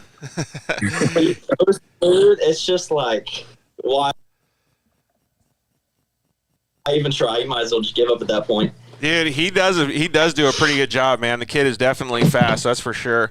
But so how do you approach the races then when you see all the competition out there? Man, I just keep my head on straight, knowing, well, I got to come out and fight. It's going to be a dogfight all the end. And because the class is going to be stacked, so I have to know that. So I know when I got to be coming in swinging, and all my stuff, all my equipment has to be working perfectly. Yeah, it really does, because the level of competition in that class is pretty stacked. But does that mean that you have to put more effort into getting the whole shot and stuff, or what's the game plan when you go to the starting line? Man, I grew up racing motocross, and the whole shot's always been key for me. If I don't get a very good start, I get in my own head, and just my whole race goes away. So if I pull a whole shot, I can usually do pretty good. But for me, is when I pull up to the line, I want to be the first of the corner. When in doubt, I'm going to be. So. Yeah, you pretty much have to, especially with how tight the class is, you pretty much have to, just put the whole shot as top priority, right? Oh, 100%. Yeah, I don't know if we're going to be able to get Ryan on anyways, man. It looks like he's having some Instagram issues or connecting issues. But, yeah, so we'll just keep on with Darren if that's all right, Brian. So when you see the kids coming up and getting into the expert class, Brian, it's got to be pretty fulfilling because you saw them in lower level classes before, and to see Darren come up to it and start racing with all these kids, like he said, Cruz and the Safford boys, it's pretty badass from an outside perspective too. Yeah, Darren's one of the ones I'm always in communication with, even on Snapchat. There we go back and forth a lot. He's one of the ones I like coming out and watching him come out and race, and he's always been a very big supporter of the series. So I appreciate it when he comes out. But yeah, watching everybody else just doing this for a while now, especially the kids on the West Coast, just watching them grow up, and now they're racing 1000s when they were racing 170s, which seems like yesterday, but really was 4 years ago. This whole thing is just so awesome, and it's so cool that I fell into doing something like this. You know, I absolutely love every bit of it. Yeah, 100%. And then, so Darren, when you go to the starting line, knowing that there's that much competition, like, how does it make you feel? Because, like, I remember when I raced dirt bikes and I was on 80s and I would go up to the starting line against, like, some of the fastest dudes in the country. I would be like, holy cow, I'm sitting next to so-and-so. Like Nick Way was one of the guys that I battled with. Ricky Carmichael was one of the guys that I battled with. I'd be like, holy crap, dude. Like, I have my work cut out for me. Does that ever get that nerve-wracking for you? Oh, dude, I'm a big nerve freak. When I roll up to the line, I know he's fast, and I try to, if I have to start second row, it's like, all right, I'm gonna follow, I'm gonna be right behind him, you know, and I get my nerves worked up pretty bad. But I try to really just calm myself. This year I'm trying a different approach and just really not wanting to talk to anybody before the race and just stay in my own mind and just focus. Yeah, and then like when you get off the line, does it kind of just go away and then you're like in the office at work ready to battle, or what? As soon as that flag drops, it's go time. All the nerves go away. It's straight adrenaline. It's go time. Yeah, I feel like that's a lot of the racers, don't you, Brian? Yeah, he's exactly right. So what was your favorite part of the track then? And I got to say, after the 180, the next few turns after that, because you really don't even have to lift. It's just wide open. You can throw it in there as hard as you want, and the car's just going to stick. And then because after that 180 was, it was like a left-hander, kind of a right-hander. You kind of went down a little bit, and then you came back up to the split lane where there was a double jump on the inside, and then you could rip the outside if you wanted to. What was your selection? Man, honestly, it really depended on where I was at and what. I can run the outside lane as fast as I want to, but I know that inside lane's gonna hurt me if somebody's sitting right there. Like, I was in a battle with Aaron for a second there, and we came into that split lane right there, and I knew I had to hit the double, or else he was gonna hit the double and pass me, and I had to hit it. So I hit that, and it worked out in my favor. Yeah, that's cool. Yeah. That brings up a good point, because if there's somebody red on your back door, then you have to guard that inside line and hit it. But like the outside could have been just a little bit faster to set you up for that next right-hander, huh? Right, but my only thing was about going outside with somebody right there is they always have the inside advantage on you. You might be able to set that turn up, but if they go in a little harder than you do, if they get an inch, they take a mile. Yeah, dude, 100%. And especially in the expert class, like, because that means that your guys are like, because I don't know, I feel like it's really aggressive because everybody's trying to win because they want to put themselves in the best position when they start going up to the pro class. Right. So we were also talking about it with Lacey Tewksbury. Like, there was that section, it was 3 corners, that's back straightaway basically. And after White Snake, you kind of come out, and then you hit that like long back straightaway. There was that one right-hander, but it turned into a left, and there was the jump in the middle.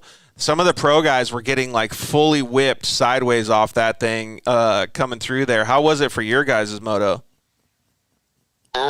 So watching the pros, like watching Hunter go through it, I mean, he basically drags his left side off the side of that little roller. Like you said, it just fishtails him out. But I try to hit most of it as straight as possible to square it off because, you know, I'm in the Yamaha. It's abusive. It hurts when you land sideways. It's gnarly. So, I mean, I try to hit it straight on as much as I can square it up. So that way when I land, it's a smoother landing than I would sideways. Yeah, totally. I can definitely vouch for the Yamaha being aggressive on those portions of the track, right? So if you had to pick any moto of the whole weekend, what would you pick was your favorite moto, or did you do the best in? Personally, or just... I would say personally, because I'm going to have a follow-up question for you, and what was the reason it was your best moto? Man, I'm going to have to say my main Saturday. So the second moto on Saturday? Yes, sir. Yeah, so why was it the best then? Did you just feel super good, or? Man, I even though I lost power steering first lap, I still pushed to the end. I battled all the way. Me and Reese had a really tight battle all the way to the checkered, trading position left and right. That was probably one of the most fun battles I've had in a long time. Yeah, so but it was hard. Those are the things that I was talking about, Brian. I've mentioned it before on the live feed and just with having dinner with you. Like, I love seeing the battles, right? Like, the battles are like the best part about it. Even if you get, like, let's just say you get 10th place, but you had a battle the whole time and it was one of your buddies and it was clean. Some of those races feel like the best race you've ever had in your life.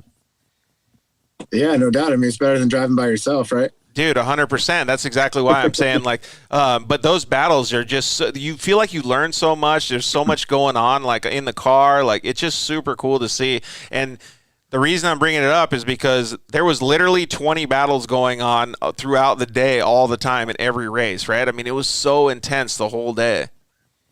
So the reason why I like it so much is because, like, I know these guys, most of these drivers, very well. You know what I mean? So when I see them going at it and they're battling back and forth, like, I know what each one of them are thinking. Nice. You know, like if I see Tewksbury, you know, in a battle with somebody, I know that he's just in his head, just going crazy, like trying to figure out how to pass this guy. Or, you know, just everybody's got their own little quirks. You know what I mean? Like, you've called it out on the live stream, like with Donovan, he's got an aggressive move. He likes the insides. Yeah, exactly. You know, like, when you see the battles and you know what people are thinking, it makes it even better. Dude, 100%. Could you tell us some of the stuff that Darren was thinking? Actually, Darren, tell us what the most aggressive move that you made all weekend was, in your opinion. It's got to be the one on the tight 180 back on Reese. I came in and I was going for it. He made a little mistake setting it up, and I was like, oh, I'm capitalizing. So I dropped a gear and slid up underneath him, and we were wheel to wheel going into the next turn, and it was a battle to who would lift. And I wasn't willing to lift. I was willing to total the car right there. So that was when you hung that right-hander and then come around, and then you were going up the hill on that left, and you just kept it pinned the whole way around the outside? Is that what you're saying? No, right there at White Snake, the 180 at White Snake. Yeah, and then you go back up the hill, and then you have that left-hander, yeah. So you were just holding it wide open, going through that left-hander, and then the right-hander for the tabletop? All the way through there. Dang, dude, that's aggressive because that's a pretty sketchy part of the track. Like, most people at least burp the throttle through there. Oh, yeah, for sure. Dude, that's cool, though, man. So did you make the pass? Oh, 100%. Nice. That's super cool. Let me see here. So, yeah, and the track lent itself to great racing, like what you were talking about pretty much. So, was there any other areas of the track that you thought driving your Yamaha was a little bit better than some of the other competitors? I mean, right there, when you go down the start, after you come back around, you're going in towards the whoops. It's really cool and really, really fun just to throw it into that long sweeper, because you can take multiple little areas. You could go outside to inside and make a pass there, or you could just go all the way around the outside. And there's multiple options. And that's cool too, because I can see like what you're thinking in your head when, because I've driven a Yamaha before as well, and you're using the car and the transmission to do that. So that feels super cool in those vehicles. So I know exactly what you're talking about. We had a couple of people chime in saying, did he feel he was willing to total a car if he wasn't going to lift? And they said yes. That's his brother that said that. Oh, was it? His brother said he's gonna. What did I just hear? Or something? I forgot what I read, but yeah, he said he's gonna do what? Dude, get aggressive. All right, so what's some of the goals that you have for the next race, dude? Man, I had a power steering problem. I raced the whole main race without power steering, so definitely the next goal is to figure out that issue that we have going on. I can already tell you what the issue is. You have low voltage. Yes. So you got to put a new battery in there, and then if the power steering unit got damaged, you got to replace it. So any questions you have with the YXZ, dude, they're all right here. I can promise you that I have an answer. I'll start texting you then. Yeah, dude, hit me up. All right, dude. Hey, well, thank you very much for joining us. We have to get Landon Poppert on here in just a second. Do you have anything that you want to say before you bail out? Maybe some people that you want to thank? I'd just like to thank my brother and Express CNC and Hess Motorsports for really keeping me out there. Yeah, dude, you did a great job this weekend. So, yeah, buddy, keep it up. We'll see you out there for rounds 5 and 6. What is it, May 14th and 15th, Brian? Yep. All right, homie. We'll see you out there. Thanks, dude. Yes. There, Darren. I like the whole moto vibe that he brings, dude. Super aggressive, like getting ready to do it. All right, so let's get Landon Poppert on here. If we have time, we'll try Ryan Tewksbury again in a little bit after we get Landon on. But they are a little bit ahead of us in there we go in time because they're up in Utah, I think. So if you ever get time to talk to that Green family, man, go talk to them. They're a really cool family. I would love to, man. I'm getting used to everybody. Landon Poppert, what's up, buddy? How are you? I'm good. How are you? Doing awesome, man. Dude, he's got a way cooler seat than both of us, Brian. Check that out. I know. I'm over here on like this little like kitchen thing. Dude, I'm on a boat. I'm on a wooden stool that sucks pretty bad. That's why I keep standing up. Landon, so you had a freaking amazing weekend, dude. Like, amazing weekend. So I was talking to your parents, and I was like, he gets upset when he gets second place, Brian, because he's such a goal-oriented, winning kind of guy. And I was like, man, he's just got to rest on knowing that he's a bad dude behind the steering wheel. Yeah, that's the competition you want to have, though, right? I mean, you want to have those guys that they're out there to win. Yeah, 100%. You have a lot of competition, don't you, Landon? Yeah, for sure. Who are some of your fiercest competitors? Definitely Caden Isabella. Yeah, just definitely Caden and Cohen and Tyler in the youth 1000 class. Yeah, so we have a little bit of audio breaking up. Are you by Wi-Fi or are you on your cell phone service? I'm on Wi-Fi. Okay. Well, we'll see. We'll give it another shot and see if it holds out, but we might have to switch you off of Wi-Fi and turn off your Wi-Fi, okay, bud? But yeah, you said Caden Isabella. One thing I wanted to bring up was that Caden messaged me and he said that he wasn't going to be able to come on the show because he needed to get his grades up. And as bad as that might sound, I thought it was a fantastic thing to bring up because he's putting his grades and his schoolwork first before he puts racing. So I think all youth racers should be able to understand that because that was a fantastic, responsible thing for him to do. So I'm proud of him for saying that back to us. So thanks, Caden, for letting me know and being honest with us on the show. So excuse me, Landon, what's your favorite car to drive? Because you drive a couple of them out there. You have, I think it's a 570 and a 1000. Yeah. My favorite car is definitely the RS1 because it's just like crazy fast and I just really like driving it. Yeah, those cars are so fun, dude. But Brian, like seeing how fast he can go in both those cars is pretty impressive, huh? Yeah, it's super cool to watch. And you guys were pretty close. Your races were pretty close together too, I think. So I think he hops out of one car and gets into another one, right? No. So I have, I'm race 7 for youth 1000 and then race 9 for the amateur class. But I have a big break between 5-7. Yeah, so he has a little bit of time, but still, Brian, like that's like you barely have time to get your get some water at afterwards, right? Yeah. Yeah, with the way our weekends roll, we try to get these races going and going and going. So yeah, I mean that's not too much time, but generally when you tell them up at the starting line, hey, I got a race coming up, I'm in this one, they'll make a little note and they keep tabs. Yeah, 100%. Which was your favorite car to jump out there, Landon? Because it looked like you were still sending it pretty hard in the 570. Yeah, definitely still the RS1. Is it just because of better suspension? Better suspension, and you can catch a lot of more air and stuff. Yeah, that's what I like to hear, dude. So when you're out in the RS1, does it change your driving style? Do you have to switch it up, or like what's the differences? Because I know a lot of guys, like even in motocross days, like being on a smaller bike and then getting on the bigger bike, and like all these different changes, they have to make all these adjustments. Are you pretty comfortable just moving between the two cars, or do you have to make some changes? I have to definitely change my corner entry. But for the 570, I can like stay in the inside the whole time, but for the RS1, I can go outside and because.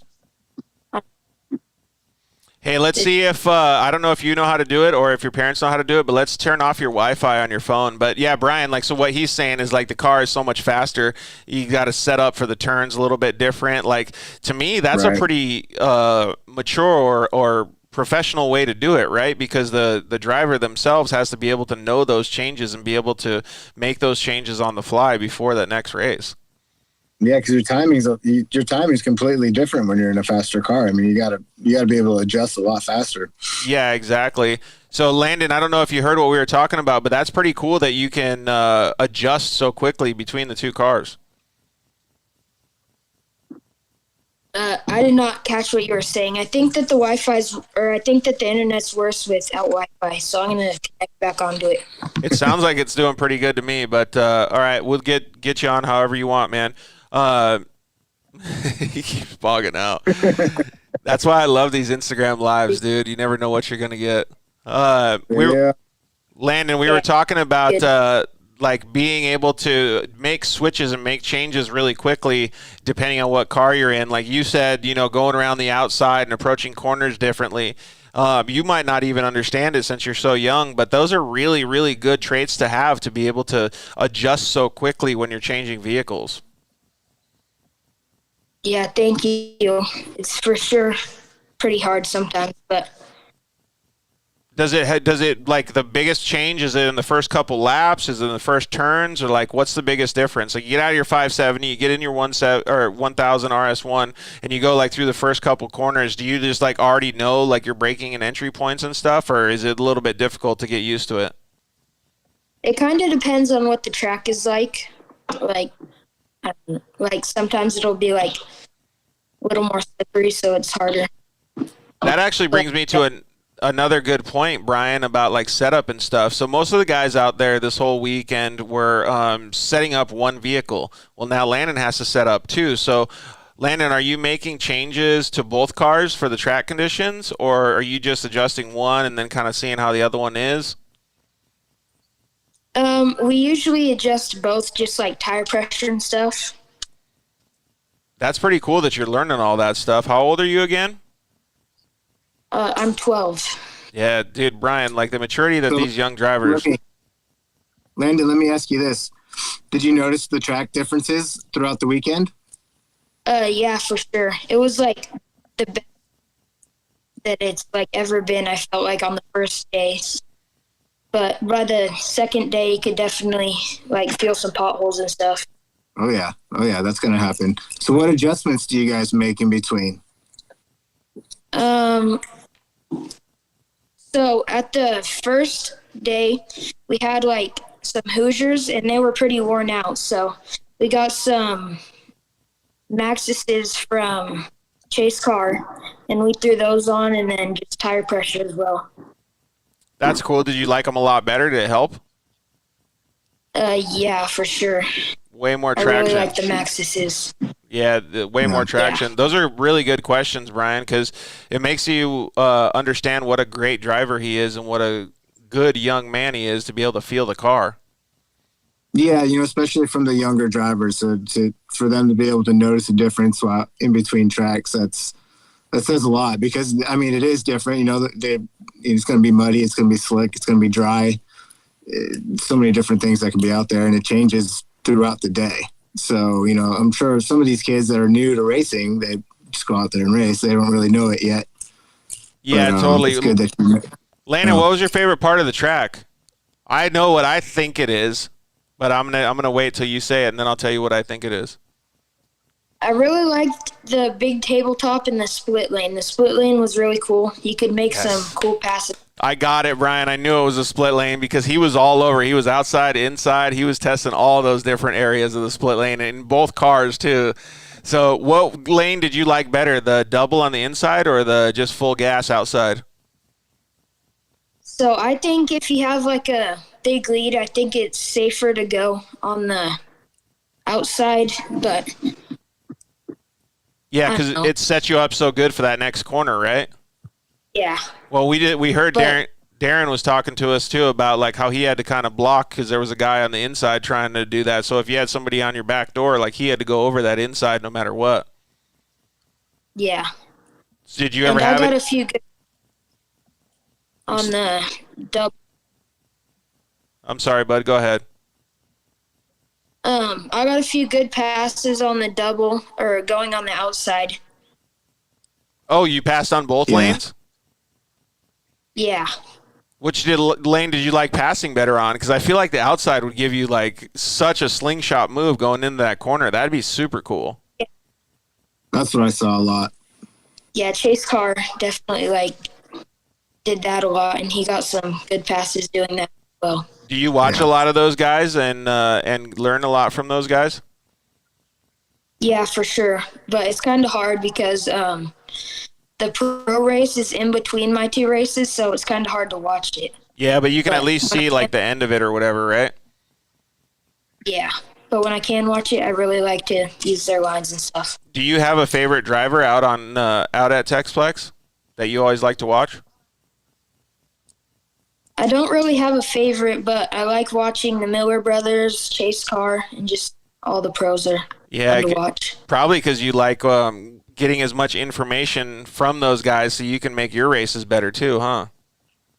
Yeah, definitely. And you go out there with your family and hit up all these races. Like, how fun is it to be able to travel across the country and to be able to hang out at the races and stuff? Like, that's a pretty rad thing for a kid to be able to do.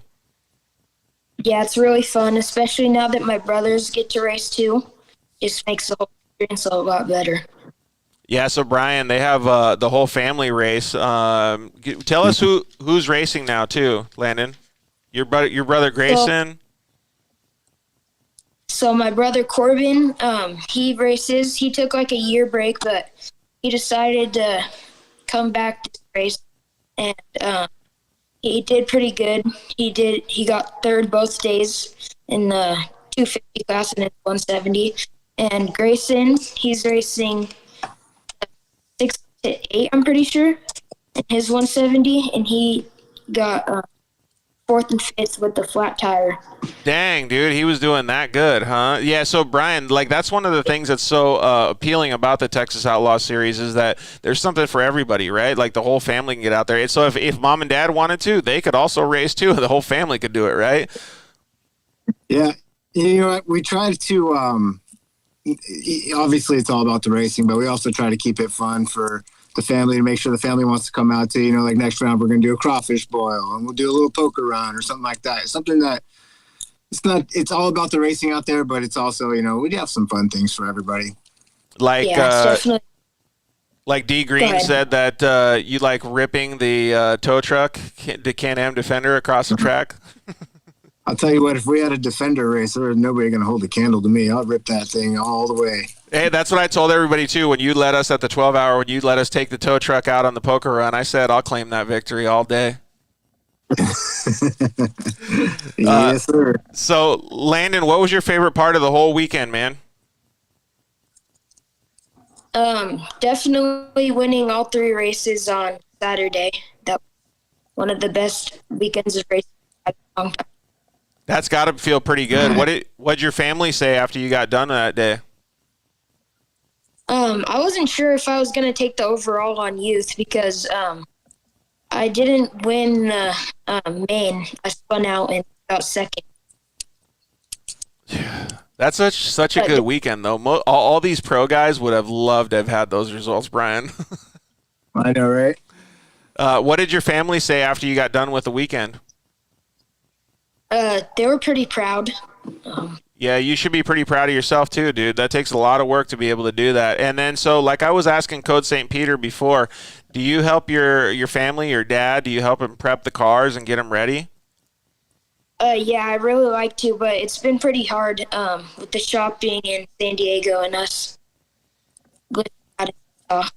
Yeah, because you have to go to school and do all that stuff too, right? Yeah. That's cool that you can juggle all that stuff, though, man, and travel to the races and do all that. One thing that I got to say is you got a really good family behind you to be able to put in that much effort so you and your brothers can go racing. Super cool to see, and I'm proud of you for doing so well. We're going to have to talk with your brothers one of these days, too. Yeah, my brother Grayson, he really wants to go on one time. Is he around near you right now or no? No, he's not. Oh, okay. Well, tell him that one of these days we can get him on the show, too. Okay. My mom just said that she could go get him, maybe. All right, she can go get him if she wants to, but we're going to let you go in just a second here. So let's see here. Frank Thing said Landon drove smart and fast. It was so cool to watch. Yeah, you really did. Like, Brian, the maturity of these young racers is just insane. Yeah, it's all about the parents. The parents take the time and teach them, and they go out there and they watch. It's real studious of the sport, and it shows. I wish that us adults, we could have that much capability to soak in that much information. I tell you what. Oh, look who's here. Is that your brother Grayson right there? Did he just say hi to us? What's up, dude? How are you? So, hey, good job this weekend, Grayson. You did really good this weekend, buddy. Thank you. What was your favorite part of the weekend? Probably getting fifth with the flat tire. Dude, look at you, just bringing it home with a flat tire. Was it hard to drive? Yeah. It was. What tire was flat? Was it a front tire or a rear tire? Front. Man, that's even harder. Were your arms tired at the end? Don't be. Well, we appreciate you guys coming on. Landon, tell us who helped you get to the track, and then we'll let you go, buddy. Definitely my dad, my grandpa, Carlin Fabrication for building the cars, DS Moto Customs, Powder One for making the cars look so good. Coastline Steel, Frank's Wheel Drilling, Polaris Racing. Did I already say those? No, but you got a lot of sponsors, man. We can't wait to see what your RS1 looks like, though. When you put stickers on it, I feel like it's going to look really cool. Yeah, definitely, for sure. Well, thank you very much. Please tell your parents we said thank you, too. You did a great job on this interview, buddy, so we're going to let you go, all right? Okay. Tell Grayson we said bye, too. Thank you for having me. And thank you for doing the live feed. It really helps my family in San Diego be able to watch the race and stuff. Yeah, no problem. Brian put all that stuff together, man. I'm just the guy that talks on it, but we really like that you guys are able to watch it and share it with all your family and everybody. It's super cool to see everybody joining us. Thank you. All right, buddy. We'll see you later. Sure. All right. Okay, see ya. Bye-bye. All right, Brian, let me give Tewksbury one more try here, and we'll see if he can get on. And then if he can't, then we'll just sign off and talk about it. Yay, big technology guy. Yeah, we got it, dude. Hey, so I hope you drive a race car better than your technology with your cell phone, dude. No, the last time I wasn't prepared. I was in an outing. Oh, great. Now we got jokes. Tex is bringing all this new jokes to the feed now, too, man. Hey, so, Tukes, you guys had a pretty good weekend, too. And was that the debut of the car, or was that the second race, or? No, that was we literally, John, who drove his butt off during the Turbo Amateur race. I thought times he finished that week. We took it over to the Millers to just make sure everything was perfect, because that was the first time John put a car together pretty much by himself. And kudos to Cody and Hunter. That they said he did a great job. And so I said, you know what, man, you deserve driving that thing. Why don't you send it in the amateur race? Were you scared you weren't going to get it back in one piece? I could have cared. He deserved every bit. Yeah, that's super cool. And we were making jokes, too, because, after the feed ended, I was like, man, dude, what if, if you break it, you bought it, or if you break it, you have to fix it kind of thing. And I was like, wait, he already does that. That's what I was telling Lacey. No matter what he did, on it, so I figured he'd be a little bit careful. And then when I started watching him, I was like, "Hey, man, time to chill." Get on a video. Dude, he was lead foot Lucy for sure. Oh yeah, it was a lot of fun to watch. But does that make it so that the car has a better progression? Because he's like, all right, now I know what Ryan was doing out there, what I saw, and now I know what I felt. So now we can make it even better. Without a doubt, you nailed it on the head. So the fact that he works on it, he got to see where the power, for example, in between Saturday and Sunday, we switched clutching.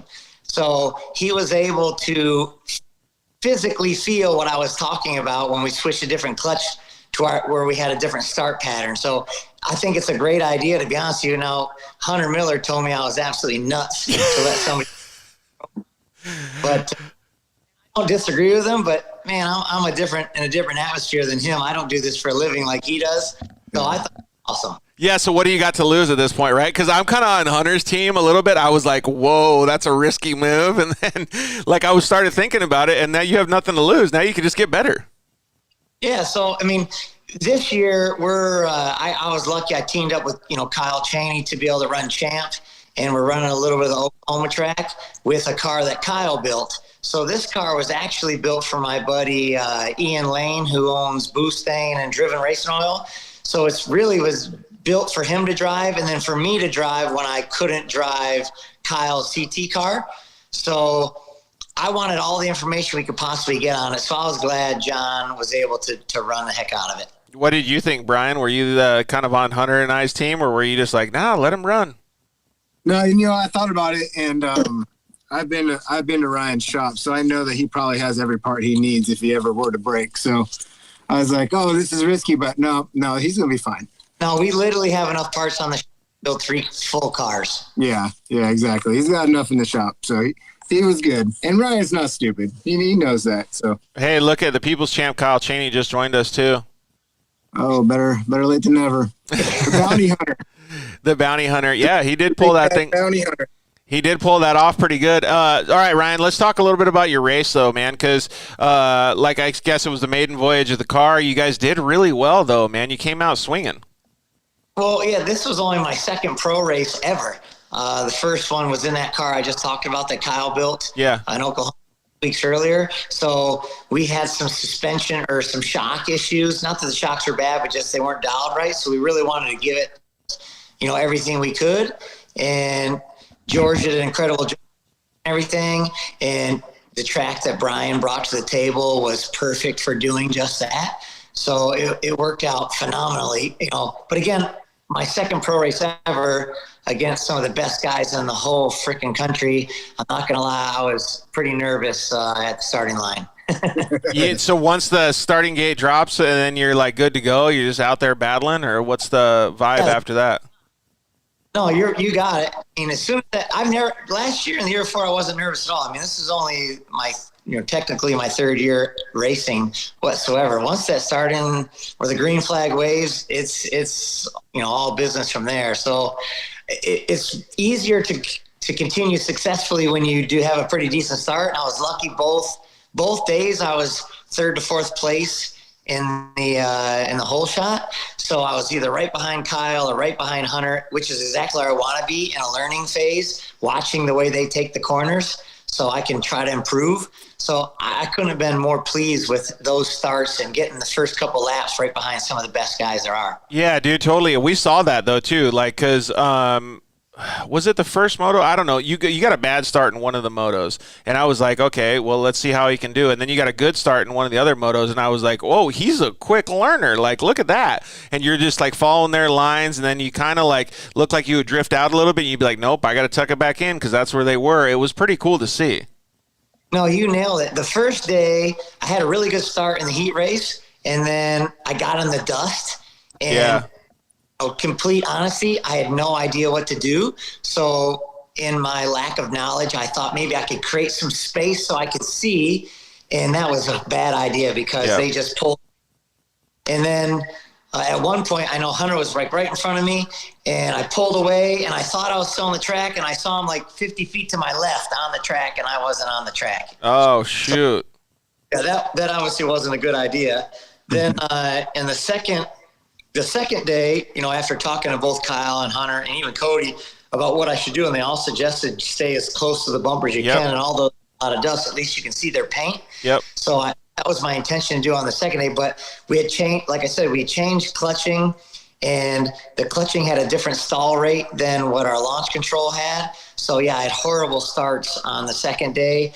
Lesson to be learned, but all this is all about learning, and that's what's so much fun to me is trying to nail the right setup to make it work. Yeah, I agree 100%. Brian, you probably saw the progression all weekend just like I did. Oh yeah, absolutely. I've seen it all. So we already asked some of the other drivers, what did you think about that split lane, and what was your preferred option? I actually asked a few guys what they thought, the best was looking from the stand. Like, are you seeing anybody passing on either side? And a few people commented that they thought staying wheels on the ground might be a little bit faster. But when you're on the track with those, and I mean this in complete respect, but those complete maniac pros the entire time, I don't know if one was faster. I took the double as fast as I possibly could, and I landed on the, like everybody else, landed on my front two wheels and pulled it back down to the ground. And then I took the outside as fast as I possibly could. I don't know if one was really faster there. I know that Cody passed me when I took the outside and he took the double. And that's when I realized I could take the double even faster. So there's a lot of other places I think that were maybe better passing than that. Yeah, well, the reason that I liked this so much was not just necessarily to pass right there on the split lane, was because it offered the ability to open up that corner a little bit more. So you could go around the outside and keep your momentum, because that potentially would have been the faster line. But then if you nailed that double on the inside, you could really hug that turn a lot more. So it was cool to see. No, you're right. And what's really awesome about this racing society that we have, especially the Texflex guys, is even though I'm racing against the Millers and Kyle, all they do is come off the track and offer advice. So after the first race, when Hunter was behind me for a lap or two, I don't even know, maybe it was only half a lap. For 6 laps? But he immediately came off and told me the things that I could improve on. And then if it wasn't last night, it was the night before, he sent me a video of that exact area where he basically got the pass on Cody because he took the inside and where he was taking less track. You have less amount of time, less amount of mileage, let's say, per distance, lap. yeah. Yeah, and he showed it to me. So you'd only be able to do that by taking that double lane. So I completely hear you say, I felt way more comfortable on the outside and sliding through that off-camber turn and then setting up for the next turn. That I have no problem backing it into a corner. But then Hunter will tell me, hey, that's not a good idea. You need to come into the turn slightly slower, get traction, and take closer on the inside. So, there's probably a million ways to skin a cat. And I try to learn all those different ways. I love that, though, dude. And that's exactly what we've been talking about this whole show, is how versatile the track was and how much it lends itself to tight racing because of the fact that you can choose those different options. Brian, is a lot of that stuff going to be the same when we come out west? Man, west is going to be a different animal, man. I mean, you know what it's like out there. We got a lot of desert, and there's not too many places that are going to have dirt like what we have out there in Texas. But aren't you dealing with a lot of sand there? What's that? A lot of sand, right?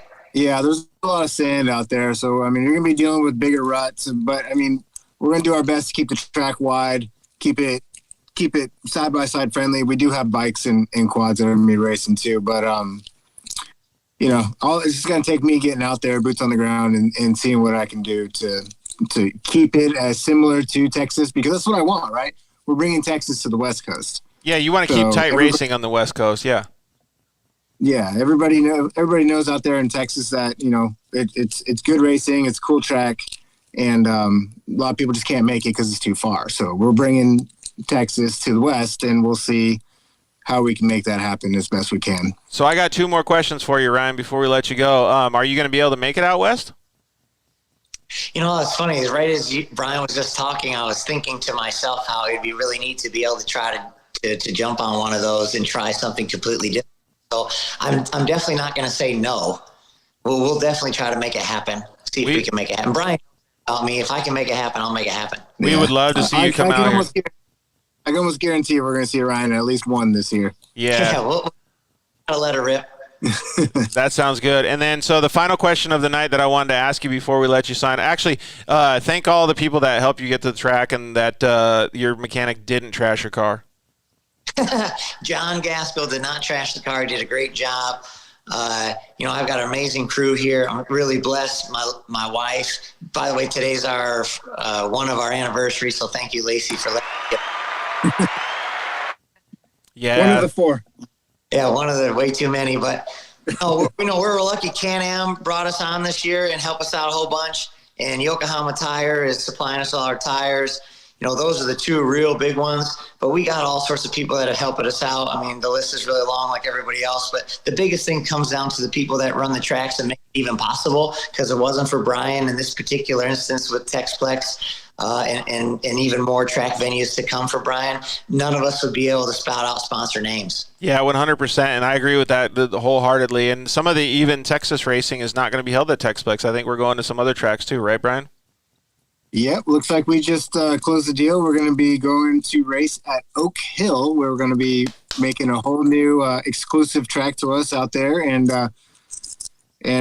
we'll see what the future holds with that. I think that it's going to be pretty awesome, and it's a great facility as well. Facility top notch. I mean, one of the biggest pet peeves all of us racers have about Texplex. The track is incredible, but there's not really a lot of places to get your water and your power and all that. And Oak Hill, I think, has over 200 spots to be able to do all that. So I'm pumped about that alone. I thought you were going to say the wind. Oak Hill's up on a big hill, so I have a feeling that the wind won't be any less. Yeah. We'll have to see. I've never been to Oak Hill, so yeah, everybody's stoked on that announcement, Brian. So thanks for letting everybody know. And then, so the final question of the night I was going to ask is, because this means a lot to me. Talking with your wife a little bit earlier, Ryan, how proud of her are you that she went through all of that this weekend? And I don't know what you want to call it, overcoming fears or just coming back with such a great attitude after that neck surgery. No, there is no doubt about it. Not very many people can hold a candle to what Lacey's endured with her neck, and just in general having to deal with my dumb ass every single day of the week is amazing to me. Because we not only are married, but we work together all day long. So, she's amazing. She has to do that, number one. But number two, so luckily, 2 years ago when I first started racing, I had neck surgery like 5 weeks before my first race. So, and I did a big front flip on my very first race. Oh, dude. But had no issues. So the nice part is, hey, Lacey, remember what I went through? I had no problems. I had the worst wreck you could probably have and kept going. And I didn't even have a neck harness at the time because I didn't know they existed. So, she got to see that, but it's still hard, as you could imagine. And right? As you know yourself, it's hard to overcome that fear. Going to the race we went to a few weeks ago, I think her watching it on that live stream, she got the bug, which I was hoping. So, totally committed to Brian's series, and I'm excited about that because it's 45 minutes away. And we'll see what we can do about John, as long as he doesn't tear the car up too bad. So we're pumped about it, and I couldn't be more proud of my wife for throwing it out there. Dude, it's so cool to see, Brian, that the whole crew is going in, both feet, just guns blazing, right? Yeah, and these guys are a couple of my favorite people that are going out there, so I'm so stoked that they're going to be coming back out all the time. And Ryan's another one of those guys that just always is calling me and asking me, hey, what can I do to help? And I can't put into words how much I appreciate that. So yeah, dude. We're here. And if we didn't race, we'd still be there every time. I know you would. Awesome. Well, thank you guys very much. I appreciate you, Ryan. I appreciate you, Brian, for coming on and hanging out with us. It was super cool to be out there all weekend. Vibes were super high, so I can't wait till rounds 5 and 6, man. May 14th and 15th. Just like the last guy said, that live stream is amazing to learn from. So keep up that good work with all that good camera footage. It really showed me a lot on how I could start and take my turns. So if it's helping me, I know it's helping the younger guys just as much, if not more. So great job to both of you for presenting that for everybody. Yeah, we have some really big things coming too with that. Yeah, should be super cool. Even more helpful. The growth and the production crew and everybody that's doing it is pretty awesome to see. So good job to everybody. All right, Brian, we're going to sign off. So I'll say bye to both of you guys. We'll see you guys at the next round, May 14th to 15th for round 5 and 6. All right, guys. We'll see you later. Bye-bye, guys. Bye. All right, so we're going to let those guys sign off. I want to thank all of you guys for watching. It was really good that everybody was able to come on. We were able to fit everybody in. A little longer show than expected, but I want to thank all of our sponsors, KMC, Motul, Shock Therapy, JL Audio, Evolution Power Sports, Zolander Racing Products, Vision Canopies, Cryo Heat, and Solder Weld. Thank you all for being parts of the show. Please share the show. Come hang out with us anytime. On Monday, we are going to be doing a really special show. We are going to be live from Menzies Motorsports with Bryce Menzies up in Las Vegas. We have some really fantastic guests. We got Toby Price is going to be calling in. We got Casey Curry going to be calling in. And more. So we can't wait to see. Oren Anderson also is going to be calling in. So we can't wait to see those guys go hang out at Menzies Motorsports. It's going to be really, really cool. So you can always go to thedirtlifeshow.com and hit the sponsor deals page. Save a whole bunch of money on all those products from any of our sponsors. Man, thank you to everybody at the Texas Outlaw Series. We really appreciate it. We can't wait to see everybody in Southern California when they come out here as well.